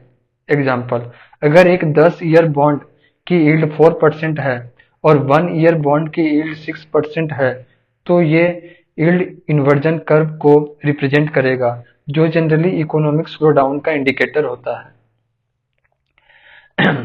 अब बात करते हैं shares and equity. Shares, stock, derivatives को समझते हैं। शेयर्स शेयर्स इक्विटी एक तरह के ओनरशिप यूनिट होते हैं जो एक कंपनी के शेयर होल्डर्स के पास होते हैं। जब कोई इन्वेस्टर शेयर्स खरीदता है तो वो कंपनी का ओनरशिप बन जाता है। उस कंपनी में ओनरशिप का एक हिस्सा उसके पास होता है। शेयर्स को इक्विटी भी कहा जाता है क्योंकि ये कंपनी का ओनरशिप कैपिटल रिप्रेजेंट करता है। एग्जाम्पल, मान लीजिए अमित ने अपनी कंपनी का 10% ओनरशिप शेयर के थ्रू बेच दिया। अगर वो कंपनी अब बहुत अच्छा परफॉर्म करती है और प्रॉफिट बनाता है तो अमित को उस 10% का हिस्सा से प्रॉफिट मिलेगा। इस तरह अमित को ओनरशिप के बेसिस पर अपने शेयर्स का फायदा मिलेगा। तो की पॉइंट्स ये है कि शेयर या इक्विटी आपको कंपनी का ओनर बना देता है। स्टॉक्स एक अम्ब्रेला टर्म्स होता है जो कंपनी के शेयर्स को रिप्रेजेंट करता है। जब कोई कंपनी अपने कैपिटल रेज करने के लिए शेयर्स बेचती है, उस प्रोसेस को स्टॉक इशुएंस कहा जाता है। यानी स्टॉक का मतलब होता है जो पैसा कंपनी ने शेयर्स बेचकर रेज किया है। एग्जाम्पल, रवि ने एक कंपनी में इन्वेस्ट किया जहां पर कंपनी ने अपना स्टॉक बेचा, जिसका मतलब था कि उन्होंने शेयर्स बेचकर पैसा रेज किया था। ये पैसा कंपनी को अपने एक्सपेंशन और ग्रोथ के लिए मिलता है। तो की पॉइंट्स ये है कि स्टॉक से कंपनी का पैसा रेज होता है और ये बेचा गया शेयर्स का पूल होता है। डेरिवेटिव्स। डेरिवेटिव्स एक फाइनेंशियल इंस्ट्रूमेंट है जो किसी अंडरलाइनिंग एसेट्स से अपनी वैल्यू ड्राइव करता है। ये value stocks, bond, commodities, currencies, interest rate या मार्केट इंडेक्स पर बेस्ड होती है। डेरिवेटिव्स का मेन पर्पज हेडजिंग या स्पेकुलेशंस होते हैं। की टाइप्स को देखते हैं। फ्यूचर्स। आप एक एसेट्स को फ्यूचर्स में एक स्पेसिफिक प्राइस पर बाय या सेल करने का एग्रीमेंट करते हो। ऑप्शंस। ये एक राइट होता है, ओब्लिगेशन नहीं, कि आप एक एसेट्स को फ्यूचर में बाय या सेल कर सके। स्वैप। ये फाइनेंशियल इंस्ट्रूमेंट होती है जिसमें पार्टीज अपने कैश फ्लो या एसेट्स को स्वैप करते हैं। एग्जाम्पल देखते हैं। रवि ने डेरिवेटिव्स कॉन्ट्रैक्ट में इन्वेस्ट किया था जहां पर उसने गोल्ड फ्यूचर्स खरीदे। इसका मतलब था कि रवि ने एग्री किया था कि वो एक पार्टिकुलर प्राइस पर गोल्ड खरीदेगा, चाहे उसका एक्चुअल मार्केट प्राइस कुछ भी हो। अगर गोल्ड का प्राइस मार्केट में बढ़ता है तो उसका प्रॉफिट होता है, अगर मार्केट प्राइस गिरता है तो लॉस होता है। तो की पॉइंट्स ये है कि डेरिवेटिव्स का वैल्यू किसी अंडरलाइनिंग एसेट्स के प्राइस या वैल्यू पर बेस्ड होता है। आप स्टॉक्स, कमोडिटीज, इंटरेस्ट रेट या करेंसीज के ऊपर डेरिवेटिव्स का ट्रेड कर सकते हैं। अब forward derivatives and future derivatives. चलिए एक कहानी से समझते हैं। अमित और रवि दोनों फाइनेंशियल इंस्ट्रूमेंट में इन्वेस्ट करते हैं, लेकिन उनकी अप्रोच थोड़ी अलग है। अमित ने सोचा कि वो फॉरवर्ड कॉन्ट्रैक्ट करेगा, जबकि रवि ने डिसाइड किया कि वो फ्यूचर कॉन्ट्रैक्ट में इन्वेस्ट करेगा। आज हम दोनों कॉन्ट्रैक्ट को समझेंगे और जानेंगे कि कैसे ये दोनों इंस्ट्रूमेंट अलग होते हैं। Forward derivatives. फॉरवर्ड कॉन्ट्रैक्ट एक एग्रीमेंट होता है जिसमें बायर और सेलर अपने टर्म्स डिसाइड करते हैं कि वो फ्यूचर में एक स्पेसिफिक डेट पर एक एसेट्स को एक प्री डिसाइडेड प्राइस पे बाय या सेल करेंगे। इस टाइप का कॉन्ट्रैक्ट कस्टमाइज होता है, मतलब हर कॉन्ट्रैक्ट की टर्म्स बायर और सेलर के बीच डिसाइड होती है। की फीचर्स को देखते हैं। Customise contract. ये कॉन्ट्रैक्ट बायर और सेलर की स्पेसिफिक नीड्स के हिसाब से टेलर मेड होते हैं। Risk of default. क्योंकि ये कॉन्ट्रैक्ट प्राइवेट होते हैं, इसमें डिफॉल्ट रिस्क होता है। अगर कोई पार्टी अपने कमिटमेंट को पूरी नहीं करती तो दूसरी पार्टी को लॉस हो सकता है। Trade not traded in exchange.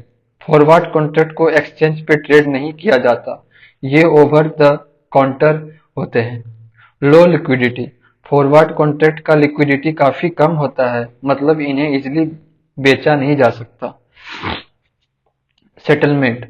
Physical और कैश सेटलमेंट हो सकती है, यानी जो एसेट्स बाय या सेल किए जा रहे हैं वो फिजिकली हो सकता है या फिर कैश में भी सेटलमेंट हो सकता है। अनरेगुलेटेड। फॉरवर्ड कॉन्ट्रैक्ट को रेगुलेट नहीं किया जाता, ये पार्टीज के बीच प्राइवेट एग्रीमेंट होते हैं। एग्जाम्पल देखते हैं।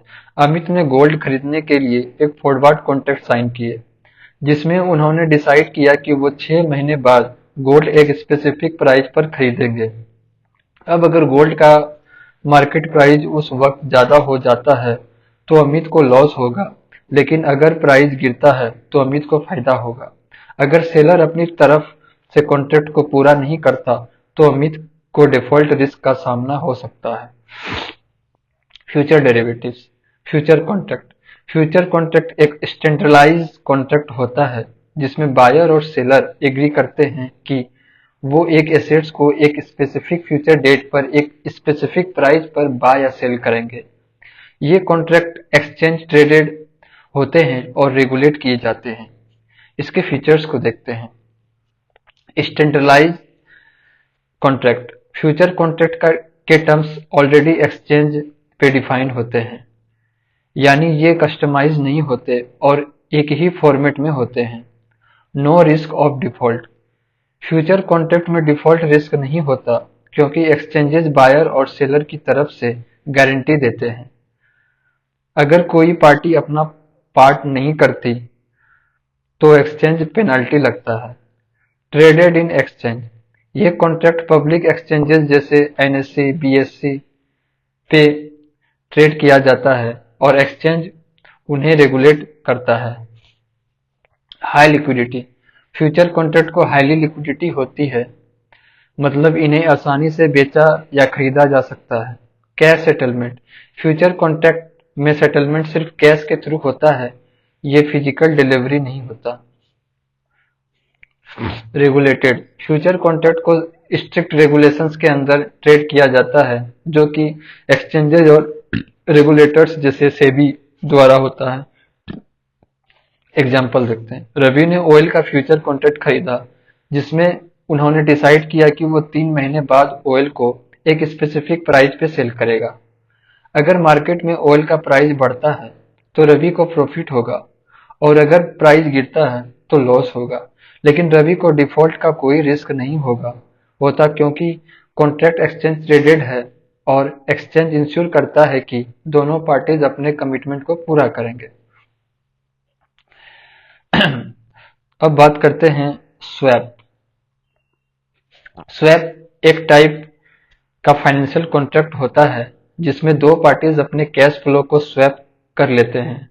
ये जनरली तब होता है जब एक पार्टी को फिक्स इंटरेस्ट रेट चाहिए होता है और दूसरी पार्टी को वेरिएबल इंटरेस्ट रेट। इसके फीचर्स को देखते हैं।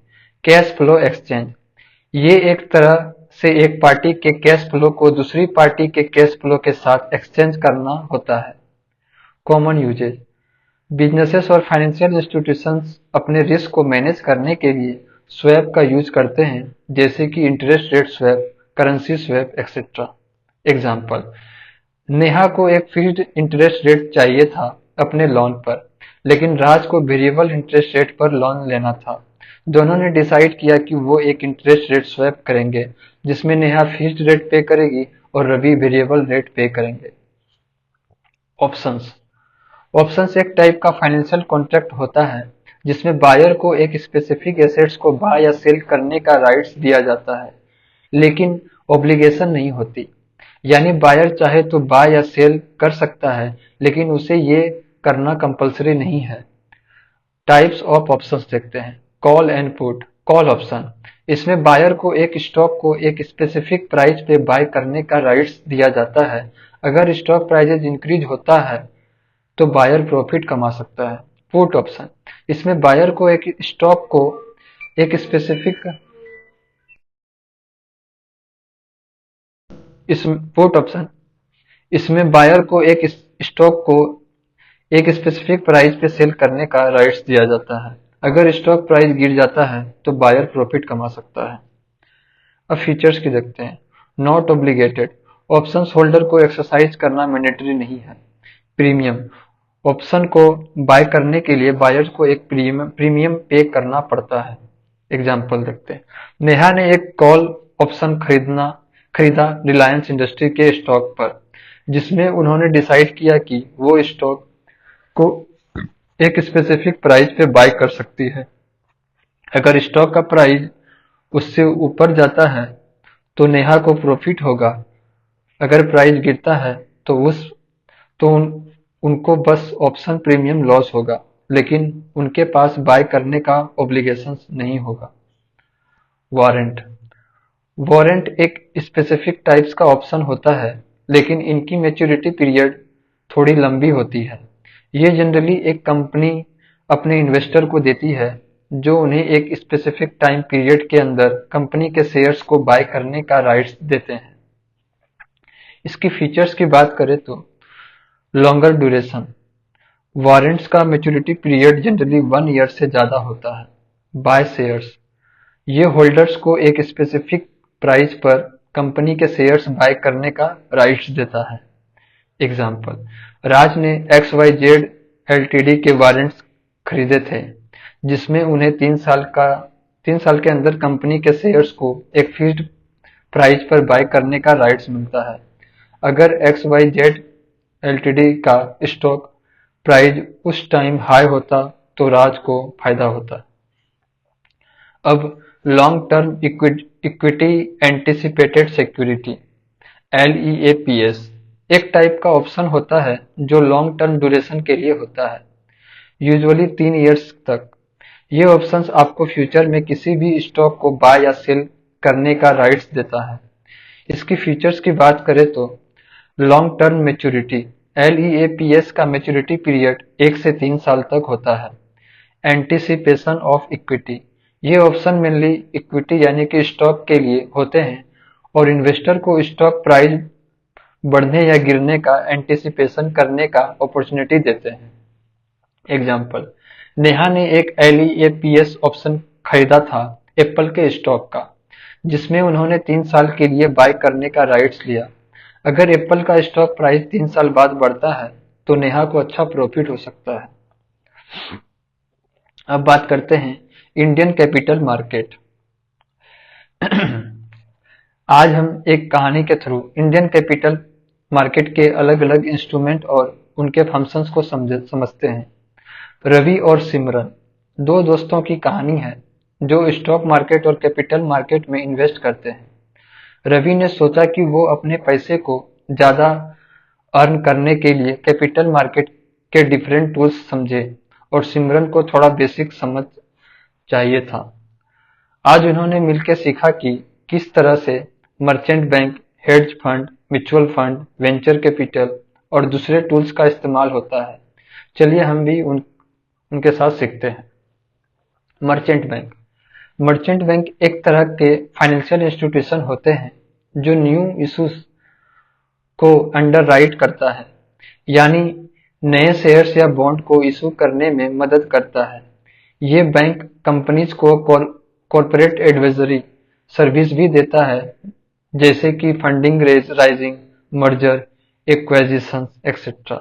इसकी फीचर्स की बात करें तो fund rising, merchant banks companies को उनके कैपिटल रेज करने में मदद करते हैं।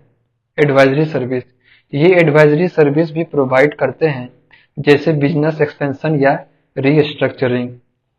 एग्जाम्पल, रवि एक कंपनी लॉन्च कर रहा था और उसे कैपिटल रेज करना था।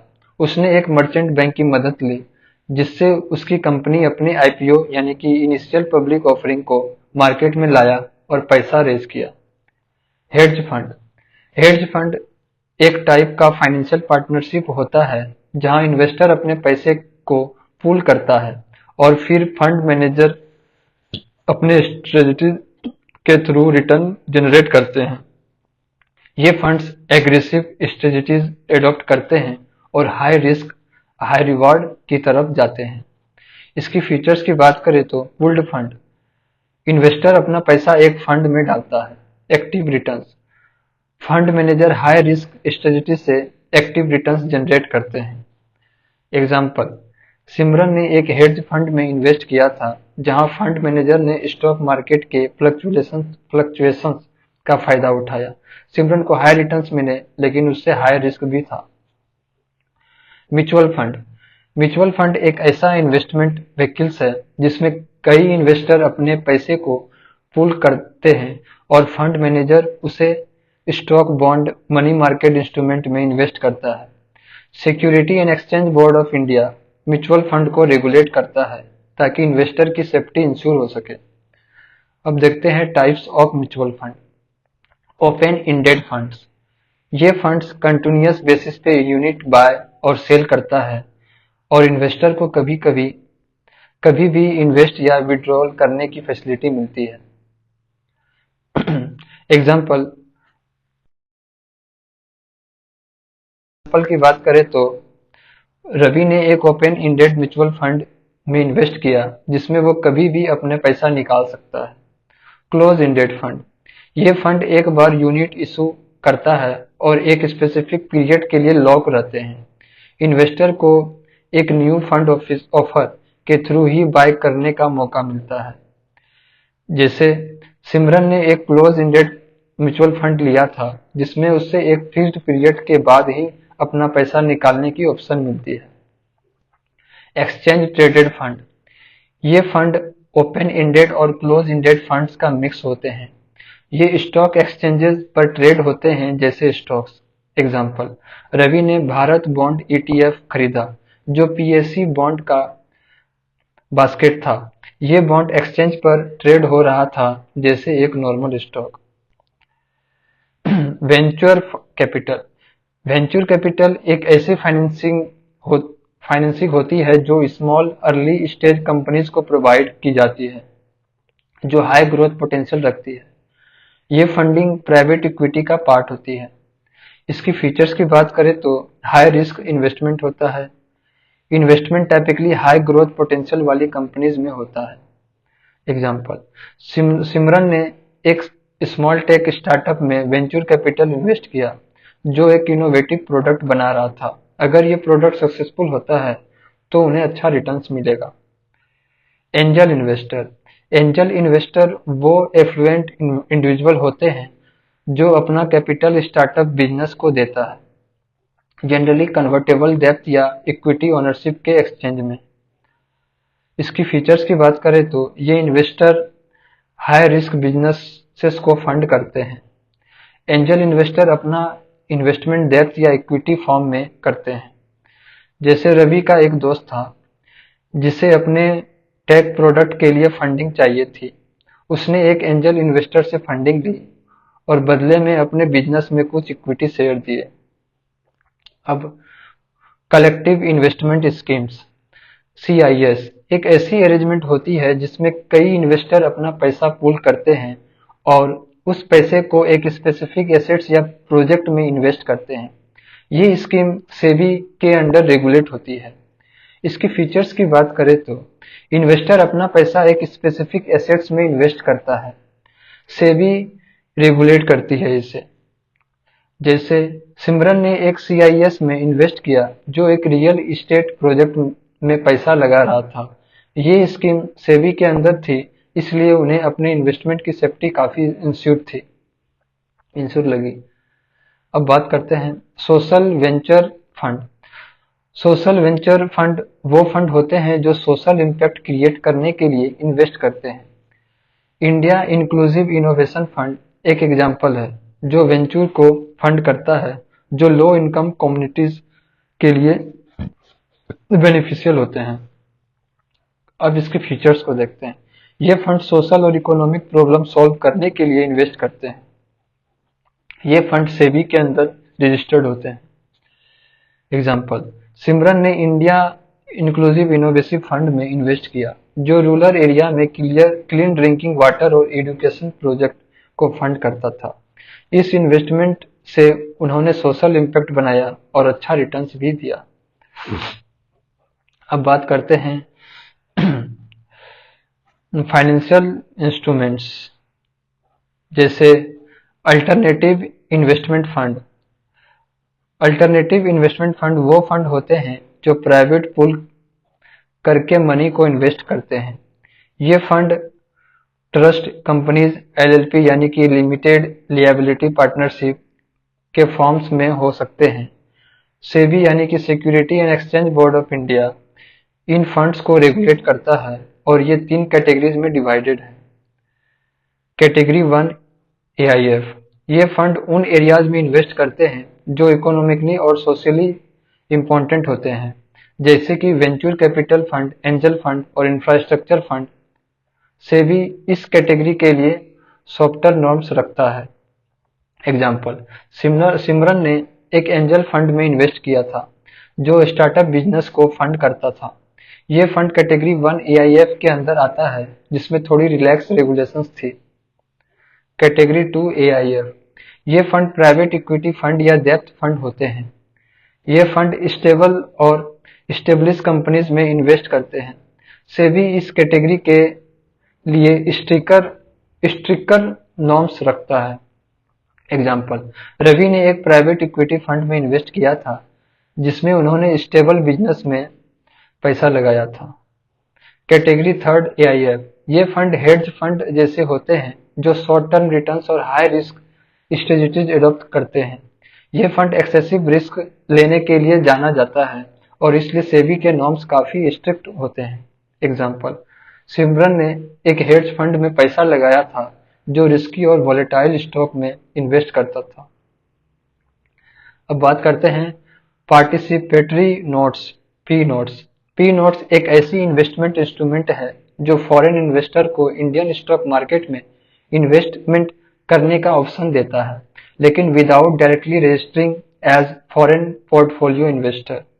ये नोट्स इंडियन एफपीआई के थ्रू इशूज किए जाते हैं और उन इन्वेस्टर्स को एनोनिमिटी मिलती है, इसलिए ये थोड़ी अनसेफ भी हो सकते हैं। कुछ की पॉइंट्स को देखते हैं। एनोनिमिटी, पी नोट्स के थ्रू फॉरेन इन्वेस्टर अपना आइडेंटिटी छुपाकर इन्वेस्ट करते हैं। रेगुलेशंस, ये इंडिया में डायरेक्टली इशू नहीं होते और एफपीआई रजिस्टर्ड ब्रोकर के थ्रू फॉरेन इन्वेस्टर को दिया जाता है। एग्जाम्पल, रवि ने सुना था कि कुछ फॉरेन इन्वेस्टर पार्टिसिपेटरी नोट्स के थ्रू इंडियन मार्केट में इन्वेस्ट कर रहे हैं। ये उनको अपने इन्वेस्टमेंट की डिटेल छुपाने का ऑप्शन देता था, लेकिन इसमें रिस्क भी था क्योंकि रेगुलेशंस थोड़ा वीक था। अब सोवरेन वेल्थ फंड (एसडब्ल्यूएफ) वो फंड होते हैं जो गवर्नमेंट अपने फॉरेन एक्सचेंज रिजर्व को इन्वेस्ट करने के लिए सेटअप करते हैं। ये फंड स्टॉक्स, बॉन्ड, गोल्ड और दूसरे फाइनेंशियल इंस्ट्रूमेंट में इन्वेस्ट करते हैं जिसमें गवर्नमेंट अपने रिजर्व को एफिशिएंटली ग्रो करते हैं। इसकी फीचर्स की बात करें तो फॉरेन रिजर्व्स, एसडब्ल्यूएफ गवर्नमेंट के फॉरेक्स सरप्लस को इन्वेस्ट करता है। ग्लोबल इन्वेस्टमेंट, एसडब्ल्यूएफ का टारगेट होता है कि ग्लोबल फाइनेंशियल मार्केट में डाइवर्सिफाई करना। जैसे सिमरन ने रिसेंटली सुना था कि नॉर्वे का एक सोवरेन वेल्थ फंड है जो अपने कंट्री के फॉरेक्स रिजर्व को इंटरनेशनल स्टॉक्स और बॉन्ड में इन्वेस्ट करता है ताकि उनका पैसा ग्रो हो सके। National infrastructure investment fund (NIIF) India का सोवरेन वेल्थ फंड है जो सिर्फ इंफ्रास्ट्रक्चर फाइनेंसिंग के लिए सेट अप किया गया है। इस फंड का 49% ओनरशिप इंडियन गवर्नमेंट के पास है और बाकी का 51% डोमेस्टिक और फॉरेन इन्वेस्टर के पास होता है। ये फंड इंफ्रास्ट्रक्चर प्रोजेक्ट जैसे रोड, पोर्ट्स और पावर जनरेशन में इन्वेस्ट करता है। इसकी फीचर्स की बात करें तो sovereign wealth fund of India, ये इंडिया का ऑफिशियल सोवरेन वेल्थ फंड है। गवर्नमेंट का कंट्रोल ज्यादा है लेकिन बाकी इन्वेस्टर्स भी इन्वॉल्व हैं। ये फंड इंफ्रास्ट्रक्चर प्रोजेक्ट में इन्वेस्ट करता है जो कंट्री की इकोनॉमिक ग्रोथ में मदद करते हैं।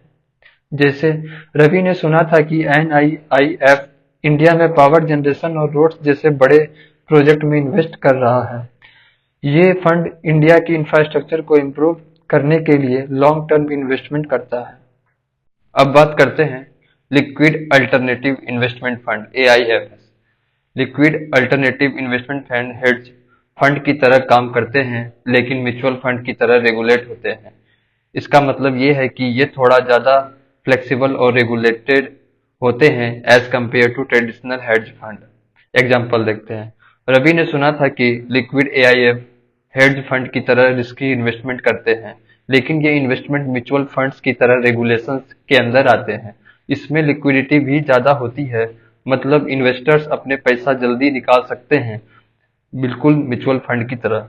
अब बात करते हैं ESG environment, social and governance fund. ESG fund वो म्यूचुअल फंड होते हैं जो सोशली रिस्पॉन्सिबल और सस्टेनेबल इन्वेस्टिंग पर फोकस करते हैं। ये फंड इन्वायरमेंटल, सोशल रिस्पॉन्सिबिलिटीज और कॉर्पोरेट गवर्नेंस पर बेस्ड कंपनीज में इन्वेस्ट करते हैं। की फीचर्स को देखते हैं। इन्वायरमेंट, कंपनीज जो green energy, pollution control etcetera में इन्वेस्ट करते हैं। सोशल रिस्पॉन्सिबिलिटी, कंपनीज जो फेयर लेबर प्रैक्टिसेस, डाइवर्सिटी और हेल्थ केयर को सपोर्ट करते हैं। कॉर्पोरेट गवर्नेंस, कंपनीज जो इथिकल प्रैक्टिसेस, ट्रांसपेरेंसी और गुड मैनेजमेंट फॉलो करती है। एग्जाम्पल देखते हैं। सिमरन ने recently SBI magnum equity ESG fund में इन्वेस्ट किया था जो इन्वायरमेंटली कॉन्शियस और सोशली रिस्पॉन्सिबल कंपनीज में इन्वेस्ट करता है। इस फंड में जो स्टॉक सेलेक्ट होते हैं वो पहले ईएसजी क्राइटेरिया पर स्कोर किए जाते हैं, फिर फाइनेंशियल फैक्टर को भी देखा जाता है। अब बात करते हैं VIX index, volatility index. VIX index एक टूल है जो नेशनल स्टॉक एक्सचेंज यूज करता है ताकि निफ्टी की वॉलिडिटी या फ्लक्चुएशन को मेजर किया जा सके। VIX इंडेक्स को फियर गोज भी कहा जाता है क्योंकि ये इन्वेस्टर के लिए एक इंडिकेटर है कि मार्केट की किस डायरेक्शन में मूव करेगा, स्पेशली नेक्स्ट 30 डेज में। कोरिलेशंस विथ निफ्टी देखते हैं। VIX का नेगेटिव कोरिलेशन होता है निफ्टी के साथ। मतलब अगर निफ्टी ऊपर जाता है तो VIX नीचे जाता है, और अगर निफ्टी नीचे जाता है तो VIX ऊपर जाता है। एग्जाम्पल देखते हैं। जैसे रवि ने सुना था कि जब VIX इंडेक्स ज्यादा हो तो मार्केट में अनसर्टेनिटी होती है। ये फियर या वोलेटिलिटी को रिप्रेजेंट करता है और इन्वेस्टर को थोड़ा कैजुएशन रहने की एडवाइस मिलता है। अब बात करते हैं एंजल इन्वेस्टर की। एंजल इन्वेस्टर वो रिच इंडिविजुअल होते हैं जो स्टार्टअप बिजनेसेस में पैसा लगाते हैं। ये इन्वेस्टर अपना पैसा इन्वेस्ट करते हैं और इन रिटर्न्स इक्विटी यानी कि ओनरशिप लेते हैं या फिर कन्वर्टेबल डेब्ट प्रोवाइड करते हैं। अब कुछ की फीचर्स को देखते हैं। Financial banking. Angel investor new entrepreneurs को फाइनेंशियल सपोर्ट देता है। Technical advice. सिर्फ पैसा ही नहीं, ये इन्वेस्टर अपना एक्सपर्टीज और एडवाइस भी शेयर करते हैं। Focus on success. ये इन्वेस्टर अपने इन्वेस्ट से ह्यूज प्रॉफिट की उम्मीद नहीं रखते, बल्कि बिजनेस को सक्सेसफुल बनाना चाहते हैं। जैसे सिमरन ने अपने फ्रेंड रवि को बताया कि उसने एक एंजल इन्वेस्टर से पैसा लिया था अपने बिजनेस के लिए। ये इन्वेस्टर ने न सिर्फ पैसा दिया, बल्कि उनको बिजनेस स्ट्रेटजी और मार्केट एक्सपेंशन के लिए गाइडेंस भी दी। अब वेंचर कैपिटलिस्ट समझते हैं। वेंचर कैपिटलिस्ट वो प्राइवेट इक्विटी इन्वेस्टर्स होते हैं जो हाई ग्रोथ पोटेंशियल वाली कंपनी में पैसा लगाते हैं। इनका प्राइमरी गोल होता है कंपनी का ग्रोथ दिखाना और उससे इक्विटी स्टेक के बदले पैसा लगाना। की फीचर्स को देखते हैं। Focus on profit. Venture capital का फोकस कंपनी के ग्रोथ और प्रॉफिट पे होता है, अनलाइक एंजल इन्वेस्टर जो सक्सेस पे ज्यादा फोकस करते हैं। Investment in growth. Venture capital उन कंपनीज में इन्वेस्ट करते हैं जो रैपिडली ग्रो कर सकती है, जैसे टेक स्टार्टअप्स और इनोवेटिव सेक्टर्स। एग्जाम्पल, रवि ने अपने फ्रेंड सिमरन को बताया कि वेंचर कैपिटलिस्ट ने एक टेक स्टार्टअप में इन्वेस्ट किया है क्योंकि उन्होंने बिजनेस मॉडल को देखा है और जाना है कि उसका ग्रोथ पोटेंशियल बहुत ज्यादा है।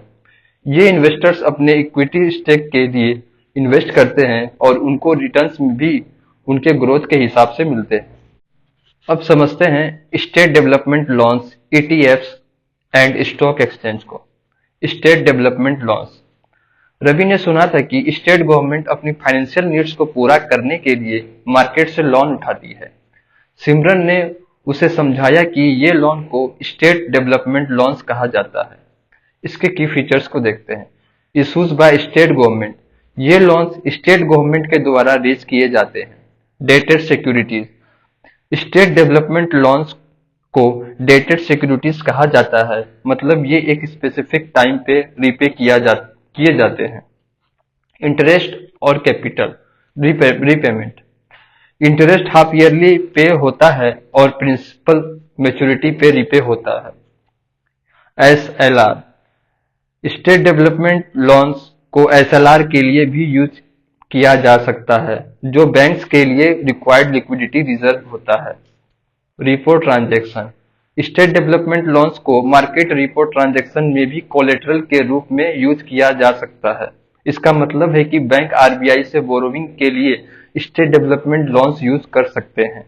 एग्जाम्पल, सिमरन ने बताया कि अगर रवि को इन्वेस्ट करना है तो वो स्टेट डेवलपमेंट लॉन्स एक अच्छा ऑप्शन हो सकता है क्योंकि इनका रिस्क गवर्नमेंट बैक्ड होता है और ये मार्केट में लिक्विड एसेट के रूप में भी एक्सेप्ट होता है। अब एक्सचेंज ट्रेडेड फंड्स।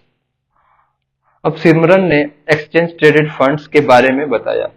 ये फाइनेंशियल प्रोडक्ट है जो स्टॉक, बॉन्ड्स, गोल्ड या किसी और एसेट्स क्लास का कॉम्बिनेशन होता है। इसके की फीचर्स को देखते हैं। Pool of stocks, pool of assets. Exchange traded fund एक फंड होता है जिसमें कई डिफरेंट एसेट्स को पूल किया जाता है, जैसे स्टॉक्स या bonds. Traded on stock exchange. Exchange traded fund की यूनिट्स स्टॉक एक्सचेंज पे ट्रेड होती है, जैसे कि बीएसई या एनएससी पे। Underlining assets.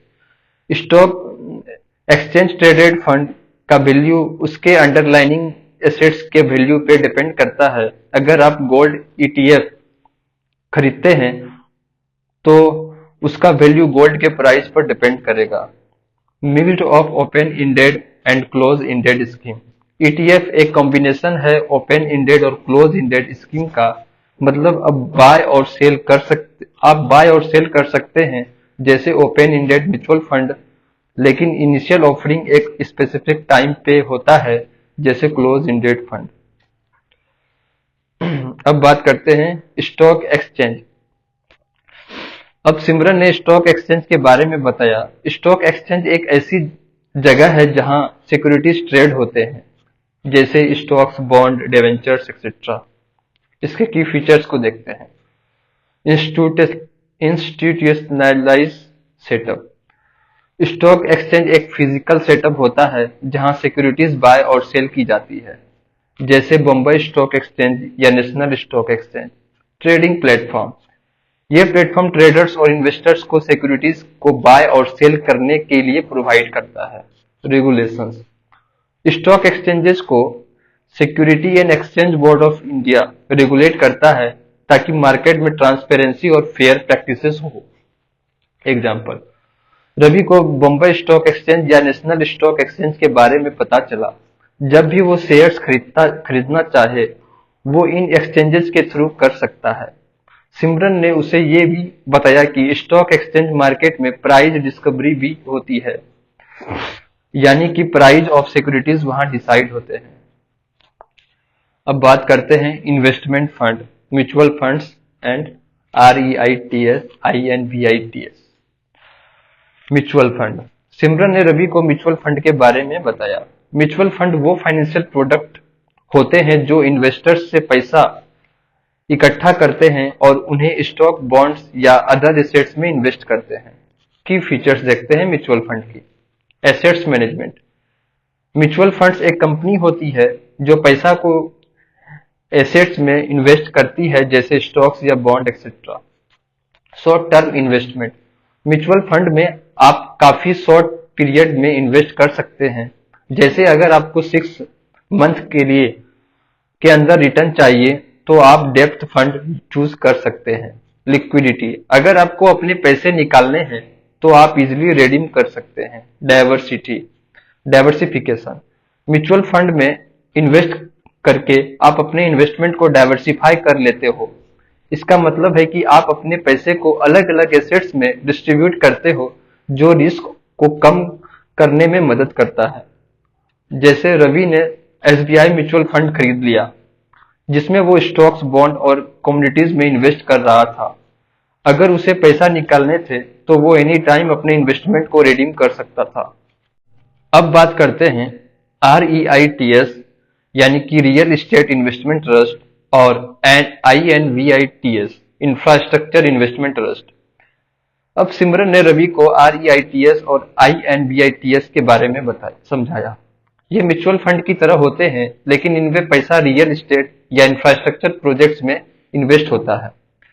ये फंड उनको अलाउ करते हैं जो रियल एस्टेट या इंफ्रास्ट्रक्चर में डायरेक्टली इन्वेस्ट नहीं कर सकते। इसके की फीचर्स को जानते हैं। इन्वेस्टमेंट इन रियल एस्टेट और इंफ्रास्ट्रक्चर। ये फंड आपको रियल एस्टेट प्रॉपर्टीज, जैसे कमर्शियल बिल्डिंग, मॉल्स एक्सेट्रा, या इंफ्रास्ट्रक्चर प्रोजेक्ट जैसे हाईवे, ब्रिजेज में इन्वेस्ट करने का मौका देते हैं। Long term investment.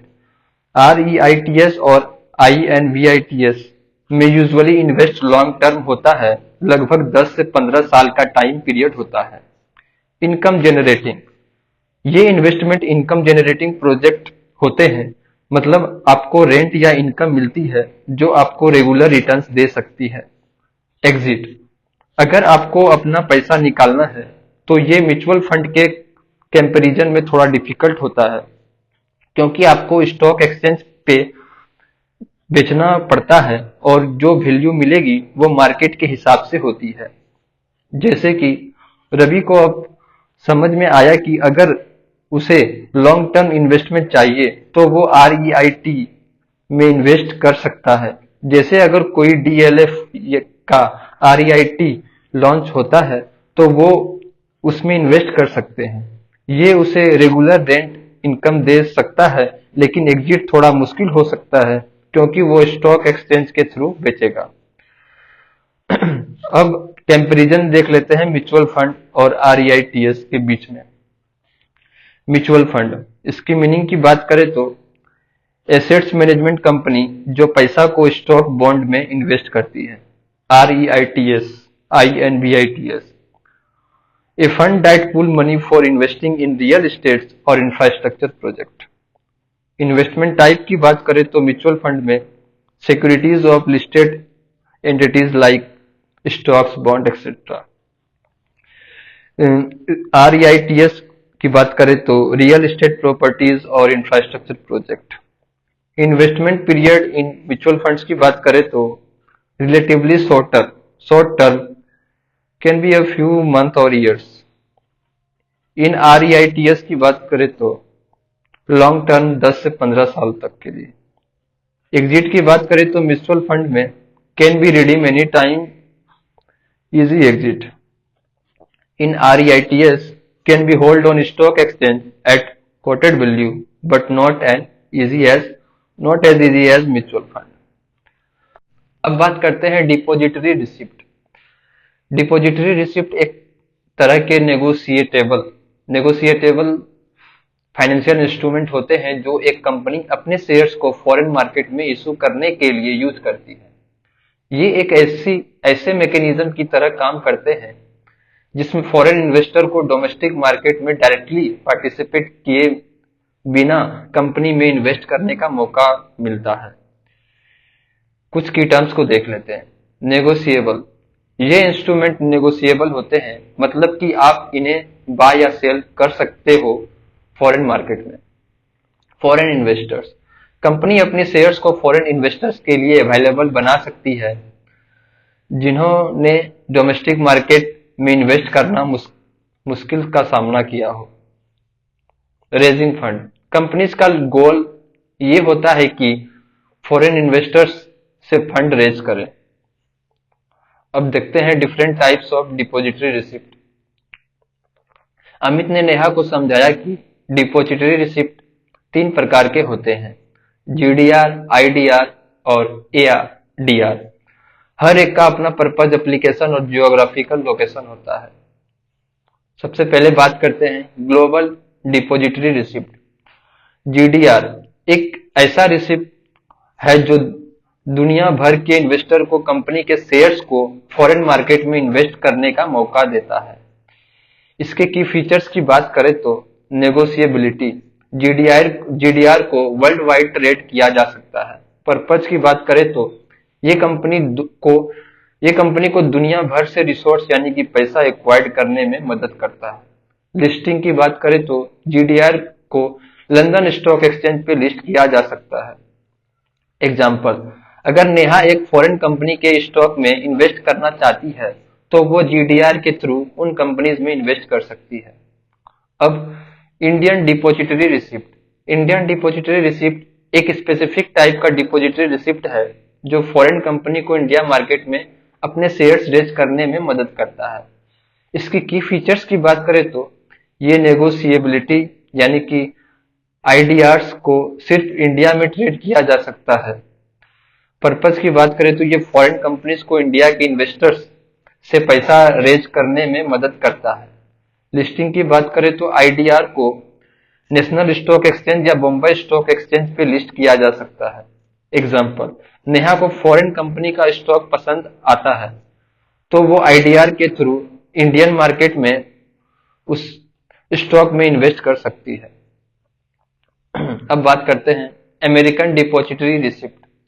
American depository receipt एक ऐसी रिसिप्ट है जो US मार्केट में फॉरेन कंपनीज के शेयर्स को रिप्रेजेंट करता है।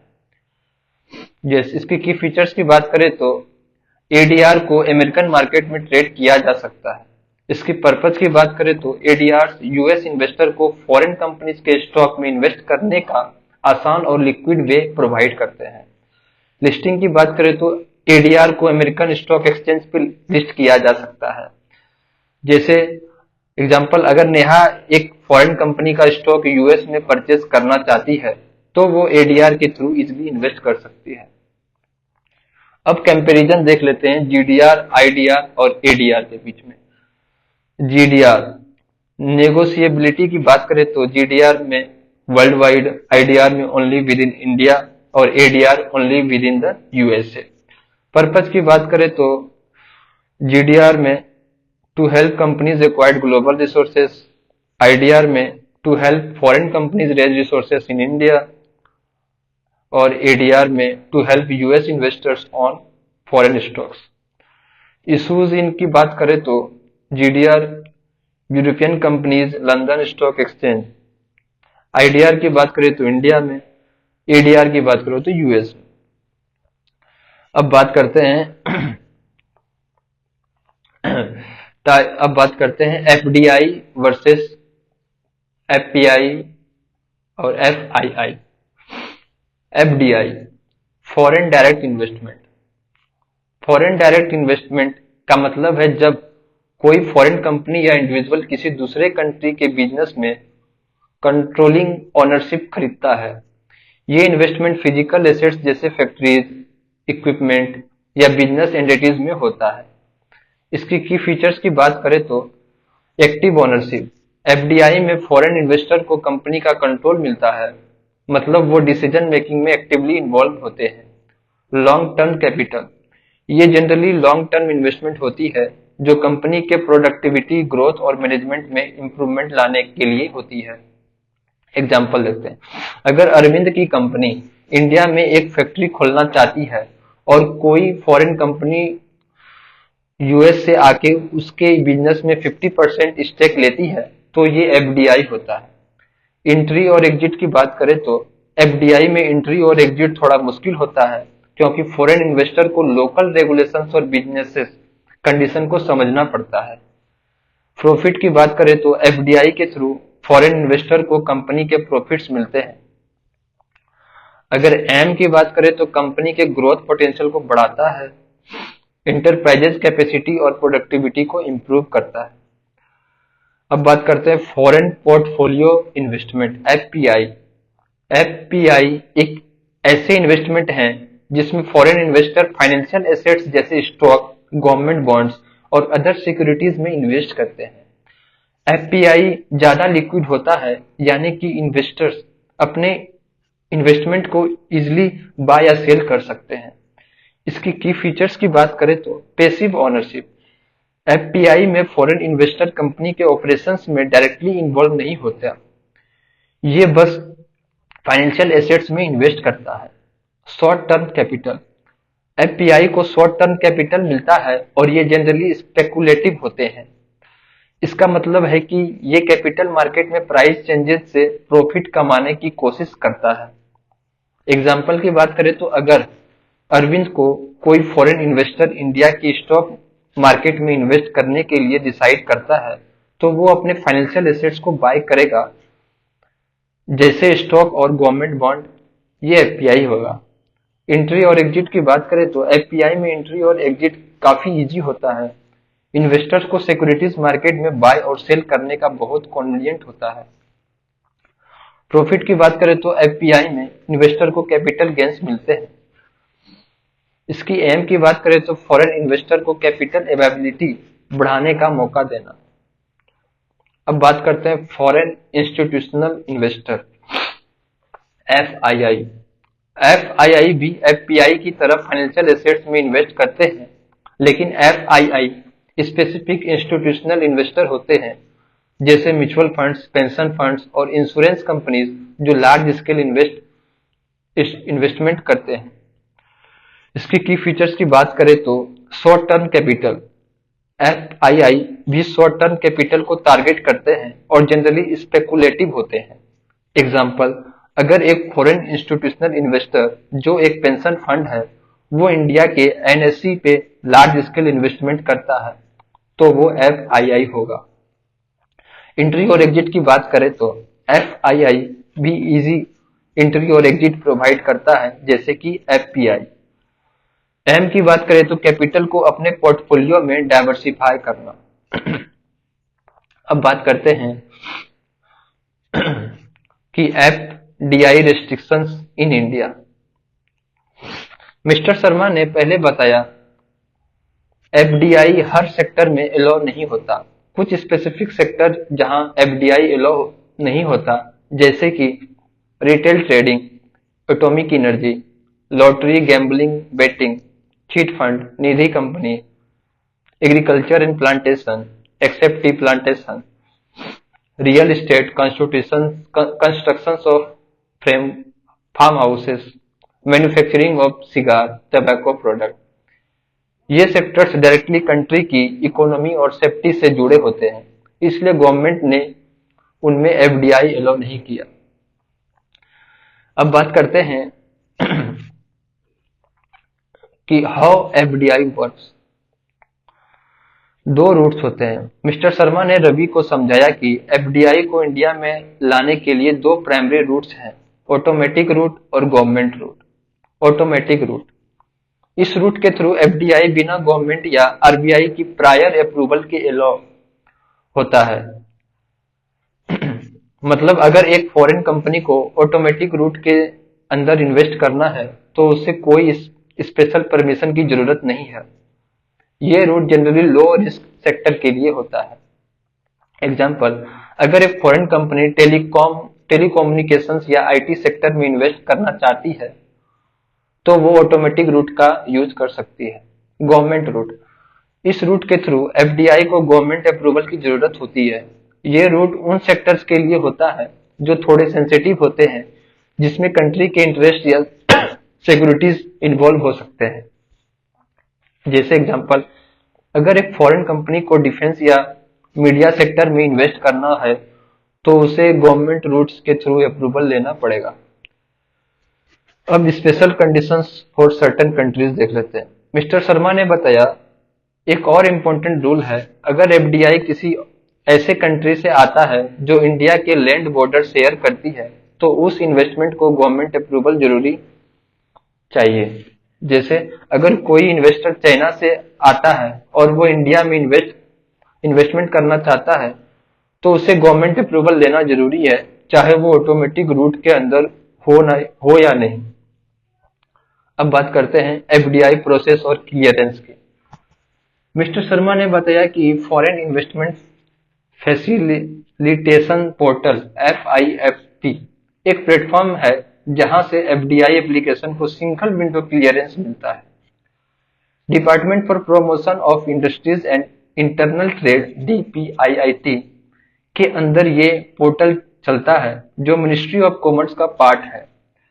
इसका मतलब है अगर कोई फॉरेन कंपनी गवर्नमेंट रूट के थ्रू इन्वेस्ट करना चाहती है तो वो अपनी एप्लीकेशन को FIFP पर सबमिट कर सकती है और अप्रूवल के लिए प्रोसेस फॉलो कर सकती है।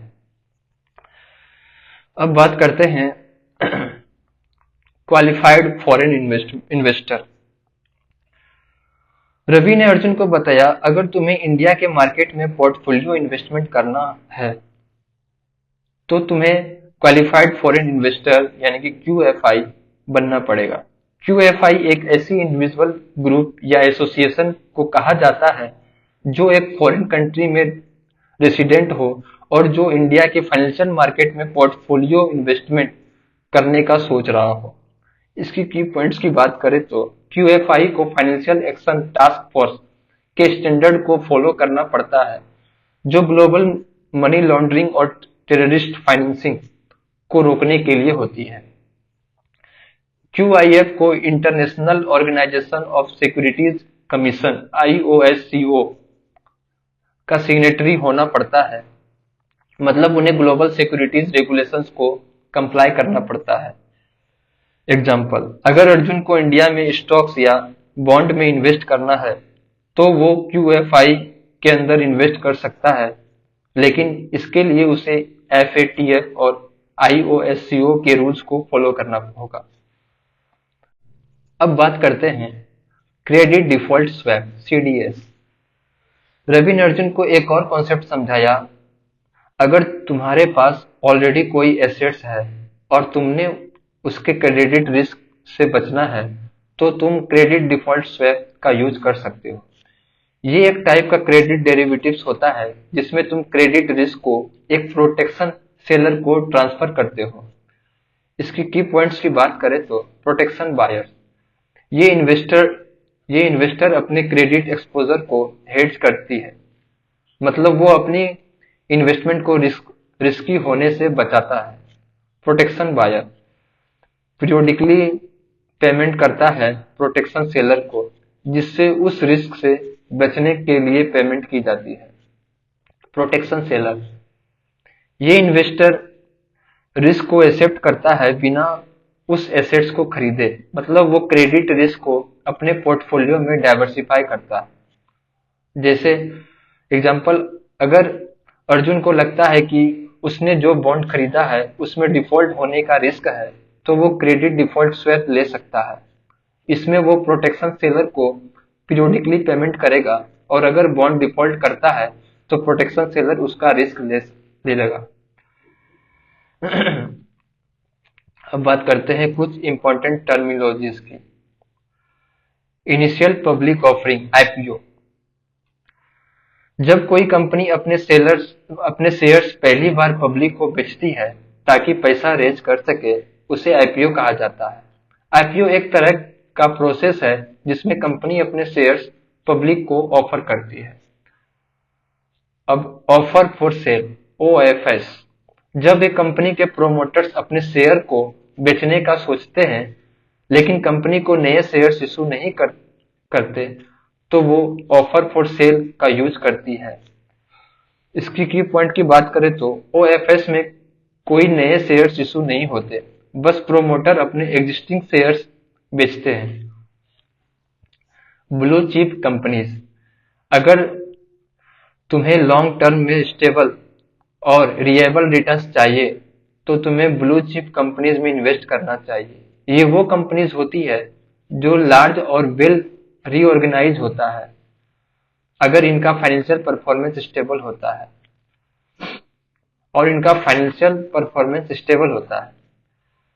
अब बात करते हैं बुलिश और bearish market.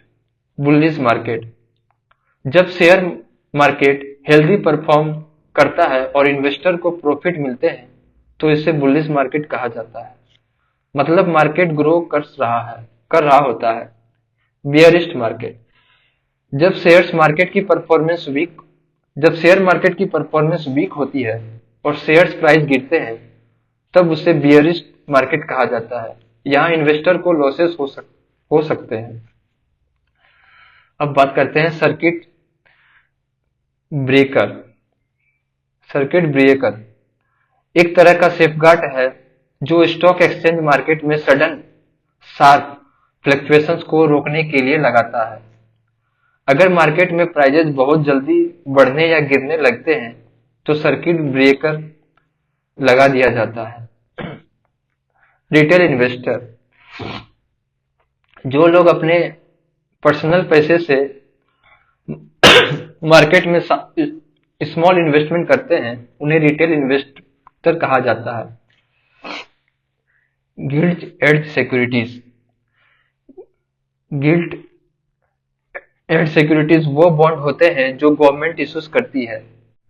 Market capitalisation, market capitalisation या मार्केट कैप कंपनी की वैल्यू को मेजर करता है।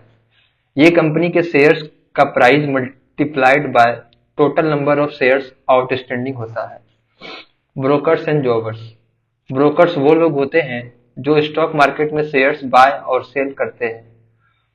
जॉबर्स, जॉबर्स ब्रोकर्स के बीच एक इंटरमीडियरीज का काम करते हैं।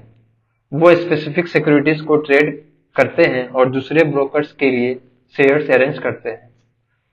स्क्रिप्ट शेयर्स या बोनस शेयर्स वो होते हैं जो कंपनी अपने एग्जिस्टिंग शेयर होल्डर्स को बिना चार्ज किए देती है। और पेनी स्टॉक वो होते हैं जो स्टॉक एक्सचेंज पे लो प्राइस होते हैं लेकिन उनका रिस्क भी ज्यादा होता है। कर्व डीलिंग वो होता है जब स्टॉक्स को ऑफिशियल स्टॉक एक्सचेंज के बाहर बाय या सेल किया जाता है। अब बात करते हैं इंस्टीट्यूशंस की। SEBI, security and exchange board of India. SEBI India की सिक्योरिटीज मार्केट का रेगुलेटर है। इसका काम मार्केट को फेयर, ट्रांसपेरेंट और ऑर्डरली बनाना है। सेबी का इस्टेब्लिशमेंट 1992 में सेबी एक्ट के थ्रू किया गया था। इसके की टर्म्स को समझते हैं। रेगुलेटर, एक इंस्टीट्यूशन जो मार्केट में रूल्स और रेगुलेशंस बनाता है और उन्हें इन्फोर्स करता है। क्वासी लेजिस्लेटिव, सेबी नए रूल्स बनाता है। Quasi judicial, SEBI market participants के केसेस को सुनता है और फैसला करते हैं। क्वासी एजुकेटिव, सेबी अपने डिसीजन को इम्प्लीमेंट करता है। अब उसके फंक्शंस को देखते हैं। सेबी का काम है स्टॉक एक्सचेंज को रेगुलेट करना, म्यूचुअल फंड को अप्रूव करना, फॉरेन इंस्टीट्यूशनल इन्वेस्टर को रजिस्टर करना, मार्केट मैनिपुलेशंस को रोकना और फेयर ट्रेडिंग इंश्योर करना। अब बात करते हैं इंडिया एनर्जी इंडेक्स। ये एक डिजिटल ट्रेडिंग प्लेटफॉर्म है जो नेचुरल गैस की बाइंग और सेलिंग को फैसिलिटेट करता है। इसके कुछ की टर्म्स को देखते हैं। स्पॉट मार्केट, जहां पर गुड्स या एसेट्स तुरंत डिलीवरी के लिए ट्रेड किए जाते हैं। फॉरवर्ड मार्केट, जहां पर गुड्स या एसेट्स का ट्रेड फ्यूचर में डिलीवरी के लिए होता है। अब बात करते हैं pension fund regulatory and development authority, PFRDA. PFRDA एक रेगुलेटरी बॉडी है जो पेंशन फंड को रेगुलेट करती है। इसका मेन काम है लोगों को old age income security provide करना। इसके की पॉइंट्स को देखते हैं। Established in 2003 by government of India, PFRDA pension fund को रेगुलेट करता है और इंश्योर करता है कि पेंशन फंड लोगों को रिटायरमेंट के टाइम फाइनेंशियल सिक्योरिटी दे। अब बात करते हैं IRDAI, insurance regulatory and development authorities of India. इसके की टर्म्स को देखते हैं। Insurance regulatory and development authorities of India को 1999 में एस्टेब्लिश किया गया था और 2002 में इसके लॉज को एमेंड किया गया। आईआरडीआई का मेन रोल है प्राइवेट और पब्लिक सेक्टर इंश्योरेंस बिजनेस को रेगुलेट करना ताकि कंज्यूमर के इंटरेस्ट प्रोटेक्ट हो सके और इंश्योरेंस कंपनी फेयर कंपटीशन में काम कर सके। अब financial stability and development council, FSDC को समझते हैं। ये एक एपेक्स काउंसिल है जो फाइनेंशियल सेक्टर की स्टेबिलिटी को इंश्योर करता है। ये काउंसिल नॉन स्टेटरी है, मतलब इसके लिए कोई लॉ नहीं है, लेकिन ये गवर्नमेंट के इंपॉर्टेंट डिसीजंस को गाइड करता है। इसके की टर्म्स की बात करें तो एफएसडीसी का फॉर्मेशन 2008 में रघुराम राजन कमेटी के रिकमेंडेशंस के बाद हुआ था, जिसका मेन एम था फाइनेंशियल सेक्टर रिफॉर्म को इम्प्लीमेंट करना। कंपोजिशंस की बात करें तो इस काउंसिल को फाइनेंस मिनिस्टर चेयर करता है। इसके मेंबर में सभी फाइनेंशियल सेक्टर रेगुलेटर्स शामिल होते हैं, जैसे आरबीआई, सेबी, आईआरडीआई और पीएफआरडीए। अब financial stability board, FSB. FSB G20 के ब्रेन चाइल्ड है, G20 का ब्रेन चाइल्ड है और इसका काम है इंटरनेशनल फाइनेंशियल स्टेबिलिटी को प्रमोट करना। ये नेशनल फाइनेंशियल अथॉरिटीज और इंटरनेशनल स्टैंडर्ड सेटिंग बॉडीज के साथ कोऑर्डिनेट करता है। इसकी की पॉइंट्स की बात करें तो इसका रोल है कंट्रीज के फाइनेंशियल रेगुलेटर्स को कोऑर्डिनेट करना ताकि ग्लोबल फाइनेंशियल सिस्टम स्टेबल रहे। एफएसबी का फोकस होता है ग्लोबल लेवल पर फाइनेंशियल रिस्क को आइडेंटिफाई करना और उन्हें कंट्रोल करना। अब बात करते हैं international organisation of securities commission. Inter organisation of securities commission का काम है ग्लोबल फाइनेंशियल रिफॉर्म्स को कोऑर्डिनेट करना और ये G20 और एफएसबी के साथ काम करता है। इसका रोल है कि सिक्योरिटीज मार्केट को सेफ और ट्रांसपेरेंट बनाना। ये सिक्योरिटीज रेगुलेटर्स को ग्लोबली गाइड करता है और इंश्योर करता है कि रेगुलेशंस हर कंट्री में अलाइव हो।